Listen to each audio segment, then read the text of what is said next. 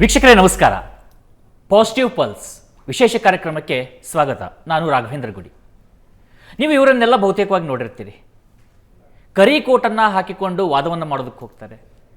ವಿಪಕ್ಷ ನಾಯಕನಾಗಿ ಸದನದಲ್ಲಿ ನಿಂತರೆ ಇಡೀ ವಿಧಾನಸೌಧ ನಡಗಬೇಕು, ಆ ರೀತಿಯಾಗಿ ಗುಡುಗಿ ಆ ಒಂದು ಜನಪರವಾದಂಥ ಹೋರಾಟದಲ್ಲೂ ಕೂಡ ಮುನ್ನುಗ್ತಾರೆ.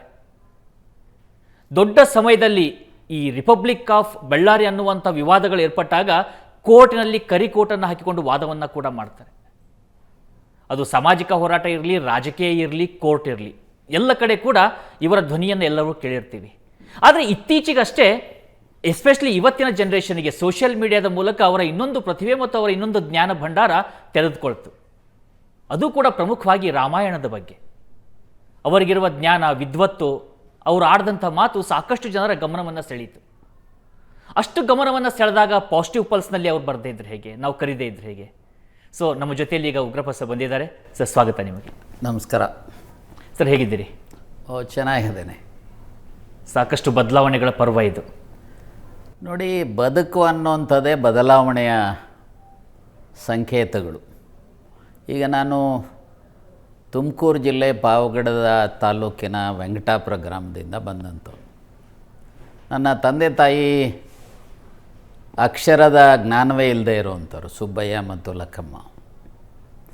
ಸೊ ಅವರ ಮಗನಾಗಿ ಹುಟ್ಟಿದಂಥ ನಾನು ಅವರ ದೃಷ್ಟಿಕೋನದಲ್ಲಿ ಇವನೊಬ್ಬ ವ್ಯವಸಾಯ ಮಾಡಲಿಕ್ಕೋ, ದನ ಕಾಯಲಿಕ್ಕೋ, ಕುರಿ ಕಾಯಲಿಕ್ಕೋ ಒಬ್ಬ ಮಗ ಆದ ಅನ್ನುವಂಥದ್ದಿತ್ತು. ಆದರೆ ಅವರುಗಳೇ ಎಲ್ಲೋ ಒಂದು ಕಡೆ ನನ್ನ ಮಗನಿಗೆ ಒಂದಿಷ್ಟು ವಿದ್ಯಾಭ್ಯಾಸ ಆಗಬೇಕು, ಸಮಾಜದಲ್ಲಿ ಒಬ್ಬ ಒಳ್ಳೆಯ ಮಗ ಆಗಬೇಕು ಅನ್ನೋವಂಥ ಹಿನ್ನೆಲೆಯಲ್ಲಿ ಅವ್ರು ಗೊತ್ತಿದ್ದೋ ಗೊತ್ತಿಲ್ಲದೇನೋ ನನ್ನನ್ನು ಎನ್ಕರೇಜ್ ಮಾಡ್ತಾ ಬಂದರು ವಿದ್ಯಾವಂತನಾಗಬೇಕು ಅಂತ.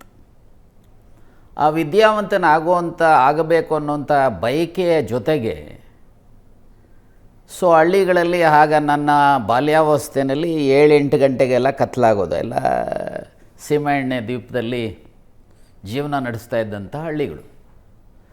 ಸೊ 7:30-8 ಗಂಟೆಗೆ ಮಲಗಿದ ಮೇಲೆ ಸೊ ನನ್ನ ತಾಯಿ ಸಣ್ಣ ಸಣ್ಣ ಅನೇಕ ಕಥೆಗಳನ್ನು ಹೇಳೋರು. ಸೊ ಹಾಗೆ ಅದರಲ್ಲೂ ವಿಶೇಷವಾಗಿ ಮೌಲ್ಯಗಳನ್ನು ಕೂಡಿರ್ತಕ್ಕಂಥ ಅನೇಕ ಒಳ್ಳೆಯ ವಿಚಾರಗಳನ್ನು ಮನಸ್ಸಿಗೆ ಇಡಿಸುವಂಥ ಮತ್ತು ಬದುಕಿನಲ್ಲಿ ಅದನ್ನು ಅಳವಡಿಸ್ಕೋಬೇಕು ಅನ್ನುವಂಥ ಇಂಟೆನ್ಷನ್ ಇತ್ತೋ ಇಲ್ಲೋ ಗೊತ್ತಿಲ್ಲ, ಅವರು ಕಥೆಗಳನ್ನು ಹೇಳೋರು. ಹಾಗೆ ನಮ್ಮ ಊರಿನಲ್ಲಿ ನಾವು ಹುಡುಗರಿದ್ದಾಗ ಒಂದು ಸಿನಿಮಾ ಟೆಂಟ್ ಇತ್ತು. ನಮ್ಮದು ಬಾರ್ಡ್ರ್ ವಿಲೇಜ್, ಪಾವಗಡ ಆಂಧ್ರಾಗ್ ಬಾರ್ಡ್ರ್. ಅಲ್ಲಿ ಕೆಲವು ತೆಲುಗು ಮೂವೀಸ್, ಅದರಲ್ಲೂ ರಾಮಾಯಣ, ಮಹಾಭಾರತ, ಅದರಲ್ಲೂ ಎನ್ ಟಿ ರಾಮರಾವ್ ಇನ್ನಿತರು ನಟನೆ ಮಾಡಿರುವಂಥ ಇದನ್ನು ನೋಡ್ತಾ ಇದ್ವಿ. ಹಾಗಾಗಿ ನಾನು ಯಾಕೆ ಜಸ್ಟ್ ಇದನ್ನು ಪ್ರಸ್ತಾಪ ಮಾಡಿದೆ ಅಂತ ಹೇಳಿದ್ರೆ, ಬದುಕು ಬದಲಾವಣೆಯ ಒಂದು ಆದಿ ಆಗಿರುವಂಥ ಹಿನ್ನೆಲೆಯಲ್ಲಿ ಒಬ್ಬ ಕೃಷಿಕನ ಮಗನಾಗಿ ಇವತ್ತು ವಕೀಲನಾಗಿ, ಸಂಸತ್ ಸದಸ್ಯನಾಗಿ, ವಿರೋಧ ಪಕ್ಷದ ನಾಯಕನಾಗಿ, ಶಾಸಕನಾಗಿ, ಸೊ ಹಾಗೆ ಅನೇಕ ಬದಲಾವಣೆಗಳ ಪರ್ವದಲ್ಲಿ ನನ್ನದೇ ಆಗಿರುವಂಥ ರೀತಿಯಲ್ಲಿ ಬೆಳೆದು ಬಂದಿರುವಂಥದ್ದಕ್ಕೆ ಸೊ ಬದಲಾವಣೆ ಅನ್ನುವಂಥದ್ದು ಬದುಕಿನಲ್ಲಿ ಒಂದು ರೀತಿಯ ಅವಿಭಾಜ್ಯ ಅಂಗ ಅನ್ನುವಂಥದ್ದು. ಸೊ ನಾವು ಹಾಗೇ ಇರ್ತೀವಿ ಅಂದರೆ ಹಾಗೇ ಇರ್ರಿ, ಇಲ್ಲ ಬದಲಾವಣೆಯನ್ನು ಉತ್ತಮ ರೀತಿಯಲ್ಲಿ ನಮ್ಮ ಬದುಕನ್ನು ರೂಪಿಸ್ಕೋಬೇಕು ಅಥವಾ ಕೆಟ್ಟ ರೀತಿಯಲ್ಲಿ ಬದುಕನ್ನು ರೂಪಿಸ್ಕೋಬೇಕು ಅನ್ನುವಂಥದ್ದು ಅಂತಿಮವಾಗಿ ಪರಿಸರ ಮತ್ತು ಅವರ ಮನೋಸ್ಥಿತಿ ಮೇಲೆ ನಿಂತಿರ್ತಕ್ಕಂಥದ್ದು ಅಂಥೇಳಿ ನಾನು ಭಾವಿಸಿದೆ. ನಿಮ್ಮ ಬದುಕನ್ನು ನೋಡ್ತಾ ಬಂದರೆ ಎಷ್ಟೇ ಬದಲಾವಣೆಗಳಾಗಿದ್ದರೂ ಒಂದು ವಿಚಾರದಲ್ಲಿ ಮಾತ್ರ ಅದು ನಿಮ್ಮ ಹತ್ರನೂ ಸುಳಿದಿಲ್ಲ ಅಥವಾ ಯಾವುದೇ ರೀತಿಯಂಥ ಆರೋಪಗಳು ಕೂಡ ಬರದೇ ಇರೋದಂದರೆ ಭ್ರಷ್ಟಾಚಾರದ ವಿಚಾರದಲ್ಲಿ. ಸಾಕಷ್ಟು ಜನರನ್ನು ನಾವು ನೋಡ್ತೀವಿ, ಅಧಿಕಾರ ಕರಪ್ಟ್ಸ್ ಅಂತ ಹೇಳ್ತಾರೆ, ಆದರೂ ಕೂಡ ಅದು ನಿಮ್ಮ ಹತ್ರ ಬರದೇ ಇರೋದಕ್ಕೆ ಈ ಮೌಲ್ಯಗಳು ತುಂಬ ಪ್ರಭಾವವನ್ನು ಬೀರ್ತಾ ಅಂತ. ನೋಡಿ, ನಾನು ಅನೇಕ ಸಾರಿ ನನ್ನ ಮೇಲೆ ಒಬ್ಬ ಹುಡುಗ PhD ಮಾಡಿದ್ದಾನೆ, ಗುಲ್ಬರ್ಗ ಹುಡುಗ PhD ಮಾಡಿ ಅದನ್ನು ಬುಕ್ಕನ್ನು ಸೊ ಲಾಸ್ಟ್ ಇಯರ್ December 5 ಅಂತ ಕಾಣುತ್ತೆ ನನಗೆ ಜ್ಞಾಪಕ ಇರೋಗೆ, ಅವತ್ತಿನ ಮುಖ್ಯಮಂತ್ರಿಗಳಾದಂಥ ಸಿದ್ದರಾಮಯ್ಯನವರು, ಉಪಮುಖ್ಯಮಂತ್ರಿಗಳಾದಂಥ ಅವತ್ತು ಆ ಕಾಲಘಟ್ಟದಲ್ಲಿ DK ಶಿವಕುಮಾರ್ ಅವರು, ಜಸ್ಟಿಸ್ ನಾಗಮೋಹನ್ ದಾಸ್, ಬರಗೂರು ರಾಮಚಂದ್ರಪ್ಪ, PJR ಸಿಂಧ್ಯಾ 3 ಗಂಟೆಗಳ ಕಾಲ ಸಾವಿರಾರು ಜನರ ಮುಂದೆ ಆ ಪುಸ್ತಕವನ್ನು ಬಿಡುಗಡೆ ಮಾಡಿ ಸೊ ಅದರಲ್ಲಿ ಕೊನೆಗೆ ನನ್ನನ್ನು ಮಾತನಾಡುವಂಥ ಸಂದರ್ಭದಲ್ಲಿ ಸೊ ಅದರಲ್ಲಿ ಅನೇಕ ವಿಚಾರಗಳನ್ನು ಒಂದು 10% ನನ್ನ ಜೀವನದ ಬಗ್ಗೆ ಬರೆದಿದ್ದಾರೆ. ನಾನು ಆ ಸಂದರ್ಭದಲ್ಲಿ ಹೇಳ್ತಾ ಇದ್ದೆ, ಬಹುಶಃ ನಾನೇನಾದರೂ ವಿದ್ಯಾವಂತನಾಗದೇ ಇದ್ದಿದ್ದರೆ ನಾನೇನಾದರೂ ಸಿದ್ಧಗಂಗಾ ಮಠದ ವಿದ್ಯಾರ್ಥಿ 5 ವರ್ಷಗಳ ಕಾಲ ಆಗದೇ ಇದ್ದಿದ್ದರೆ, ಸೊ ಅದರ ಜೊತೆಗೆ ನಾನೇನಾದರೂ ವಕೀಲನಾಗದೇ ಇದ್ದರೆ ಬಹುಶಃ ನಾನೆಲ್ಲೋ ನಕ್ಸಲೇಟ್ ಆಗ್ತಾಯಿದ್ದೆ ಅನ್ನುವಂಥ ವಿಚಾರವನ್ನು ನಾನು ಹೇಳಿದ್ದೆ. ಯಾಕೆ ಅಂದರೆ ರೈಟೋ ರಾಂಗು, ನನಗೆ ಬದುಕಿನಲ್ಲಿ ಪ್ರಾರಂಭದ ದಿನಗಳಿಂದನೂ ಸಹ ಈ ಅನ್ಯಾಯಗಳಾಗಲಿ, ದೌರ್ಜನ್ಯಗಳಾಗಲಿ, ಭ್ರಷ್ಟಾಚಾರ ಆಗಲಿ, ಇದನ್ನು ನನಗೆ ಯಾವತ್ತೂ ಸಹ ಸಹಿಸೋದಕ್ಕಾಗ್ತಾ ಇರಲಿಲ್ಲ. ಸೊ ಹಾಗಾಗಿ ಎಲ್ಲೋ ಒಂದು ಕಡೆ ನನಗೆ ಗೊತ್ತಿಲ್ಲದೇ ನಾನು JP ಮೂಮೆಂಟಲ್ಲಿ ಸುಮಾರು 17 ತಿಂಗಳು 20 ದಿವಸಗಳ ಕಾಲ ಮೀಸಾಬಂದಿಯಾಗಿದೆ. ನಾನು ಮತ್ತು ರಾಜಾಜಿನಗರದ ಹಾಲಿ MLA ಸುರೇಶ್ ಕುಮಾರು, ಇನ್ನೊಬ್ಬ ಪಟ್ಟಾಭಿ ಅಂಥೇಳಿ ಹಾಸನದವರು, ಸೊ ಪಾರಸ್ಮಲ್ ಅಂಥೇಳಿ ಇನ್ನೊಬ್ಬ ಇಂಜಿನಿಯರಿಂಗ್ ಸ್ಟೂಡೆಂಟ್, ನಾವೆಲ್ಲ ಯಂಗ್ಸ್ಟರ್ಸ್, ಇವನ್ 18 ವರ್ಷ ಆಗಿರಲಿಲ್ಲ 75ರಲ್ಲಿ. ಸುಮಾರು ನಮ್ಮ ಜೈಲ್ ಮೇಟ್ಸ್ ಯಾರು? ದೇವೇಗೌಡರು, Ramakrishna Hegde, Atal Bihari Vajpayee, LK Advani, ಮಧುದಂಡವತೆ, ಶ್ಯಾಮನಂದನ್ Mishra, PGR Scindia, AK Subbaiah, ಈ ರೀತಿ ಅತಿರಥ ಮಹಾನ್ ವ್ಯಕ್ತಿಗಳು. ಆ 17 ತಿಂಗಳುಗಳ ಕಾಲ ಏನು ನಾವು ಜೈಲಲ್ಲಿದ್ವಿ, ಪ್ರತಿದಿನ ಅನೇಕ ಉದಾಹರಣೆಗೆ ದಂಡವತೆಯವರು ಗಾಂಧಿಯನ್ ವ್ಯಾಲ್ಯೂಸ್ ಮೇಲೆ ಸುಮಾರು ತಿಂಗಳಾನುಗಟ್ಟಲೆ ಪ್ರತಿ ದಿವಸ 1 ಅವರ್ ನಮಗೆ ಉಪನ್ಯಾಸ ಮಾಡೋರು. ಹಾಗೆ ಅಟಲ್ಜಿ ವಿದೇಶಾಂಗ ನೀತಿ ಬಗ್ಗೆ, LK ಅದ್ವಾನಿ ಎಲೆಕ್ಟ್ರೋಲ್ ರಿಫಾರ್ಮ್ಸ್ ಬಗ್ಗೆ, ಸೊ ಹಾಗೆ ಇವರು ಸಹ ಯಾರು ಶ್ಯಾಮನಂದನ್ ಮಿಶ್ರಾ ಅವನು ಸಹ ವಿದೇಶಾಂಗ, ಯಾಕಂದರೆ ಅವರು ವಿದೇಶಾಂಗ ಮಂತ್ರಿಗಳಾಗಿದ್ದಂಥವ್ರು ನೆಹರು ಕ್ಯಾಬಿನೆಟ್ಟಲ್ಲಿ. ಸೊ ಹೀಗೆ ಅನೇಕ ವಿಚಾರಗಳನ್ನು ಬದುಕಿನಲ್ಲಿ ಬೇರೆ ಬೇರೆ ಹಂತಗಳಲ್ಲಿ, ಬೇರೆ ಬೇರೆ ಕಾಲಘಟ್ಟಗಳಲ್ಲಿ ನಮ್ಮ ಮೇಲೆ ಪ್ರಭಾವ ಬೀರಿರ್ತಕ್ಕಂಥ ಹಿನ್ನೆಲೆಯಲ್ಲಿ, ಅದರಲ್ಲೂ ವಿಶೇಷವಾಗಿ JP ಮೂಮೆಂಟಿಂದ ನಾವು ಬಂದಂಥವ್ರು. JP ಮೂಮೆಂಟ್ ಪ್ರಾರಂಭ ಆಗಿದ್ದೆ ಬಿಹಾರಲ್ಲಿರ್ಬೋದು, ಗುಜರಾತಲ್ಲಿರ್ಬೋದು, ಭ್ರಷ್ಟಾಚಾರದ ವಿರುದ್ಧ. ಸೊ ಅಲ್ಲಿಯ ರಾಜ್ಯ ಸರ್ಕಾರಗಳ ಭ್ರಷ್ಟಾಚಾರದ ವಿರುದ್ಧ ಪ್ರಾರಂಭ ಆದಂಥ ಒಂದು ಆಂದೋಲನ, ಅದು 2ನೇ ಸ್ವಾತಂತ್ರ್ಯ ಸಂಗ್ರಾಮ ಅನ್ನುವಂಥ ರೀತಿಯಲ್ಲಿ ಆದಂಥದ್ದು. ಎಮರ್ಜೆನ್ಸಿ ಡಿಕ್ಲೇರ್ ಮಾಡಿದ್ರು ಒಂದು ಕಾಲಘಟ್ಟದಲ್ಲಿ ಶ್ರೀಮತಿ ಇಂದಿರಾ ಗಾಂಧಿಯವರು ಸಹ ಅದಕ್ಕೆ ವಿಷಾದವನ್ನು ವ್ಯಕ್ತಪಡಿಸಿರ್ತಕ್ಕಂಥದ್ದು ಇದೆ. ನೋಡಿ, ಇವತ್ತು ನಾವು ಬಹಳ ಜನ ಮಾತನಾಡ್ತೇವೆ, ಅಯೋಧ್ಯೆ ಬಗ್ಗೆ ಮಾತನಾಡ್ತೇವೆ, ರಾಮನ ಬಗ್ಗೆ ಮಾತನಾಡ್ತೇವೆ. ಸೊ ಏನು ಆ್ಯಸ್ ಇಫ್ ನಾವೇ ರಾಮನ ಪರಮ ಭಕ್ತರು ಅನ್ನುವಂಥ ರೀತಿಯಲ್ಲಿ ಮಾತನಾಡ್ತಾರೆ. ಈಗ ಯಾರು ಪರಮ ಭಕ್ತರು ಅಂತ ಹೇಳ್ಕೊಂಡಿರೋವಂಥವ್ರನ್ನು ಸಹ ಈಗ ಅಯೋಧ್ಯೆ ರಾಮ ಮಂದಿರದಲ್ಲಿ 100 ಕೋಟಿಗಳ ಲೂಟಿ ಮಾಡಿರ್ತಕ್ಕಂಥದ್ದು ನೀವೇ ಮಾಧ್ಯಮದವರು ಚಿತ್ರಿಸ್ತಾ ಇದ್ದಾರೆ. ಸೊ ಆ ರಾಮಾಯಣದಲ್ಲಿ ರಾಮನ ಭಕ್ತನಾದಂಥವನು ರಾಮನ ಆದರ್ಶಗಳನ್ನಾದರೂ ನೋಡಬೇಕಲ್ವ. ನೋಡಿ, ಈಗ ಅಯೋಧ್ಯಾಕಾಂಡ ಸರ್ಗ 100. ರಾಮಾಯಣದಲ್ಲಿ ಈಗ ನಾನು ಹಳ್ಳಿಯಿಂದ ಬಂದಂಥವ, ನಾನು ರಾಮಾಯಣವನ್ನು ಸಿನಿಮಾಗಳಲ್ಲಿ ಅಥವಾ ಇನ್ನೊಂದರಲ್ಲಿ ಅಲ್ಲೂ ನೋಡಿ ಒಂದಿಷ್ಟು, ಆದರೆ ಸೊ ನಾನು ಮಹರ್ಷಿ ವಾಲ್ಮೀಕಿಯ ವಂಶಸ್ಥನಾಗಿ ಹುಟ್ಟಿರೋವಂಥ ಹಿನ್ನೆಲೆಯಲ್ಲಿ, ಸೊ ಎಲ್ಲೋ ಒಂದು ಕಡೆ ಕ್ಯೂರಿಯಾಸಿಟಿ ಬೆಳೆದಂಥ ಹಿನ್ನೆಲೆಯಲ್ಲಿ ರಾಮಾಯಣವನ್ನು ಅಧ್ಯಯನ ಮಾಡ್ತಾ ಬಂದಿದೆ. ನನಗೆ ನನ್ನ ಜೀವನದಲ್ಲಿ ಪೆಟ್ ಸಬ್ಜೆಕ್ಟ್ಸ್ ಅಂದರೆ 3: ಒಂದು ರಾಮಾಯಣ, ಇನ್ನೊಂದು ಮಹಾಭಾರತ, ಇನ್ನೊಂದು ಸಂವಿಧಾನ. ಸಂವಿಧಾನ ನನ್ನ ವೃತ್ತಿಗೋಸ್ಕರ ಅಥವಾ ನನ್ನ ಸಾರ್ವಜನಿಕ ಬದುಕಿಗೋಸ್ಕರ ಇರುವಂಥದ್ದು. ಸೊ ಒಂದು ಕಡೆ ಹೇಳ್ತಾರೆ, ಇಷ್ಟಾಭಾರ್ಯ ಸುಮಿತ್ರಂಚ ತಾಂಬೂಲಂ ಭಾರತೀ ಕಥಾ ಅಂತ. ಇಷ್ಟವಾದಂಥ ಹೆಂಡತಿ, ಇಷ್ಟವಾದಂಥ ಸ್ನೇಹಿತ, ತಾಂಬೂಲ ಮತ್ತು ಭಾರತದ 2 ಕಥೆಗಳು ರಾಮಾಯಣ ಮತ್ತು ಮಹಾಭಾರತವನ್ನು ಪ್ರತಿನಿತ್ಯ ನೋಡಿದ್ರು, ಪ್ರತಿನಿತ್ಯ ಓದಿದ್ರು, ಪ್ರತಿನಿತ್ಯ ಸ್ನೇಹಿತರಾಗಿ ಜೊತೆಯಲ್ಲಿದ್ದರು ಸಹ, ಹೆಂಡತಿ ಜೊತೆಯಲ್ಲಿದ್ದರು ಸಹ. ಸೊ ಅಥವಾ ತಾಂಬೂಲವನ್ನು ಪ್ರತಿನಿತ್ಯ ಆದರೂ ಸಹ ಅದು ಬೇಸರನೇ ಆಗೋದಿಲ್ವಂತೆ. ಹಾಗೆ ರಾಮಾಯಣ ಮಹಾಭಾರತದಲ್ಲಿ ಹೊಸ ಹೊಸ ವಿಚಾರಗಳನ್ನು ನೋಡಲಿಕ್ಕೆ ಸಾಧ್ಯತೆ ಇದೆ. ಈಗ ಉದಾಹರಣೆಗೆ ಅಯೋಧ್ಯಾಕಾಂಡ ಸರ್ಗ 100. ರಾಮಾಯಣದಲ್ಲಿ ಸುಮಾರು 24,000 ಶ್ಲೋಕಗಳಿದ್ದಾವೆ, 500 ಸರ್ಗಗಳಿದ್ದಾವೆ, 7 ಕಾಂಡಗಳಿದ್ದಾವೆ. ಸೊ ಅಯೋಧ್ಯಾಕಾಂಡ ಸರ್ಗ 100ಅಲ್ಲಿ ಮೇ ಬಿ ಅರೌಂಡ್ 87 ಶ್ಲೋಕಾಸ್ ಇದೆ. ಇದು it's a conversation between Rama ಮತ್ತು ಭರತ. ಆ ಕಾಡಿನಲ್ಲಿ ಭಾರದ್ವಾಜರ ಆಶ್ರಮದ ಪಕ್ಕದಲ್ಲಿರಬೇಕಾದ್ರೆ ಅವರಿಗೆ ತಮ್ಮ ಬಂದು, ಅಣ್ಣ ತಪ್ಪಾಗಿದೆ, ನೀನು ಬಾ ರಾಜನಾಗು ಮತ್ತೆ ಮುಂದುವರಿಸು. ಅರೆ ಇವತ್ತು ನಾನು ಗ್ರಾಮ ಪಂಚಾಯಿತಿ ಅಧ್ಯಕ್ಷ ಬಿಡ್ತೀನಿ ಬಾ ಅಂತ ಬಿಡೋದಕ್ಕೆ ಯಾರೂ ಸಿದ್ಧರಿರೋದಿಲ್ಲ. ಇನ್ನು ಬಿಡಿ, ರಾಜ ಅಂದರೆ ಚಕ್ರವರ್ತಿ, ಭಾರತದ ಪ್ರಧಾನಿ ಅಥವಾ ರಾಜ್ಯದ ಮುಖ್ಯಮಂತ್ರಿ ಸ್ಥಾನ ಬಿಡ್ತೀವಿ ಅಂದರೆ ಯಾರಾದರೂ ಬಿಡ್ತಾರಾ? ಸೊ ಆದರೆ ಅಲ್ಲಿ ಏನು ಹೇಳ್ತಾರೆ, ರಾಜ ಅಂದರೆ ಹೇಗಿರಬೇಕು, ರಾಜ ಕೊಟ್ಟಂಥ ಮಾತಿನಲ್ಲಿ ಯಾವ ರೀತಿ ನಡ್ಕೋಬೇಕು. ಸೊ ಅಷ್ಟೇ ಅಲ್ಲ, ಮುಂದುವರೆದು ಅಲ್ಲಿ ಅಯೋಧ್ಯಾಕಾಂಡ ಸರ್ಗ 100 ಏನು ಹೇಳ್ತಾರೆ, it's a conversation between Rama and ಭರತನ ಮಧ್ಯೆ. ಅಲ್ಲಿ ಮಾತನಾಡ್ತಾ, ನಾನು ಬರಲ್ಲಪ್ಪ, ನೀನು ಆದರೆ ರಾಜ್ಯ ಹೋಗಿ 14 ವರ್ಷಗಳ ಕಾಲ ನಾನು ವಾಪಸ್ ಬರೋವರೆಗೂ ನೀನು ಆಳಬೇಕು. ಆಳುವಂಥ ರೀತಿಯಲ್ಲಿ ರಾಜನ ಪ್ರವೃತ್ತಿ ಹೇಗಿರಬೇಕು, ನಿನ್ನ ಬದುಕು ಹೇಗಿರಬೇಕು, ನೀನು ಯಾವ ರೀತಿ ಮಾಹಿತಿಗಳನ್ನು ಸಂಗ್ರಹಿಸಬೇಕು, ನೀನು ಎಷ್ಟೊತ್ತಿಗೆ ಹೇಳಬೇಕು, ಯಾವ ರೀತಿ ನಿನ್ನ ಬೇಹುಗಾರಿಕೆ ಇರಬೇಕು, ನಿನ್ನ ರಾಷ್ಟ್ರದ ಸಂಪತ್ತು ಯಾವ ರೀತಿ ಬಳಕೆ ಆಗಬೇಕು, ಸಾಮಾಜಿಕ ನ್ಯಾಯ ಅಂದ್ರೇನು, ಅರ್ಥನೀತಿ ಅಂದ್ರೇನು, ನ್ಯಾಯನೀತಿ ಅಂದ್ರೇನು, ಶಿಕ್ಷೆ ನ್ಯಾಯಾಧೀಶರುಗಳು ಯಾವ ರೀತಿ ಶಿಕ್ಷೆಯನ್ನು ಕೊಡ್ತಾರೆ, ಅವರು ಹಣದ ಬಲದಿಂದ ಅಥವಾ ಹಣದ ಪ್ರಭಾವದಿಂದ ಶಿಕ್ಷೆ ಕೊಡ್ತಾರೋ, ಅಥವಾ ಯಾರಾದರೂ ಪ್ರಬಲರ ಒತ್ತಡದಿಂದ ಕೊಡ್ತಾರೋ, ಅಥವಾ ನ್ಯಾಯಯುತವಾಗಿ ಕೊಡ್ತಾರೋ, ಅವರು ಜೈಲಿಂದ ಅಥವಾ ಶಿಕ್ಷೆ ಅನುಭವಿಸಿ ಆಚೆ ಬಂದಂಥವರ ಬದುಕನ್ನು ಯಾವ ರೀತಿ ನೀವು ನೋಡ್ತೀರಿ, ಬೇಹುಗಾರಿಕೆ ರಾಷ್ಟ್ರದ್ದು ರಾಜ್ಯದ್ದು ಹೇಗಿರಬೇಕು, ಇದನ್ನು ಎಲ್ಲ ಅವ್ರು ಹೇಳ್ತಾರೆ. ನೋಡಿ, ಯಾವುದೇ ರಾಜ್ಯದಲ್ಲಿ ಬಡ್ಜೆಟ್ಟು ಸರ್ಪ್ಲಸ್ ಬಡ್ಜೆಟ್ ಇರಬೇಕು, ಸಾಲ ಮಾಡಿ ಮಾಡುವಂಥ ಬಡ್ಜೆಟ್ ಆಗಬಾರ್ದು. ಟ್ಯಾಕ್ಸನ್ನು ಯಾವುದ್ರ ಮೇಲೆ ಹಾಕಬೇಕು, ಅದು ಜನರ ಮೇಲೆ ಹೊರೆ ಆಗುವಂಥದ್ದು ಆಗಬಾರ್ದು.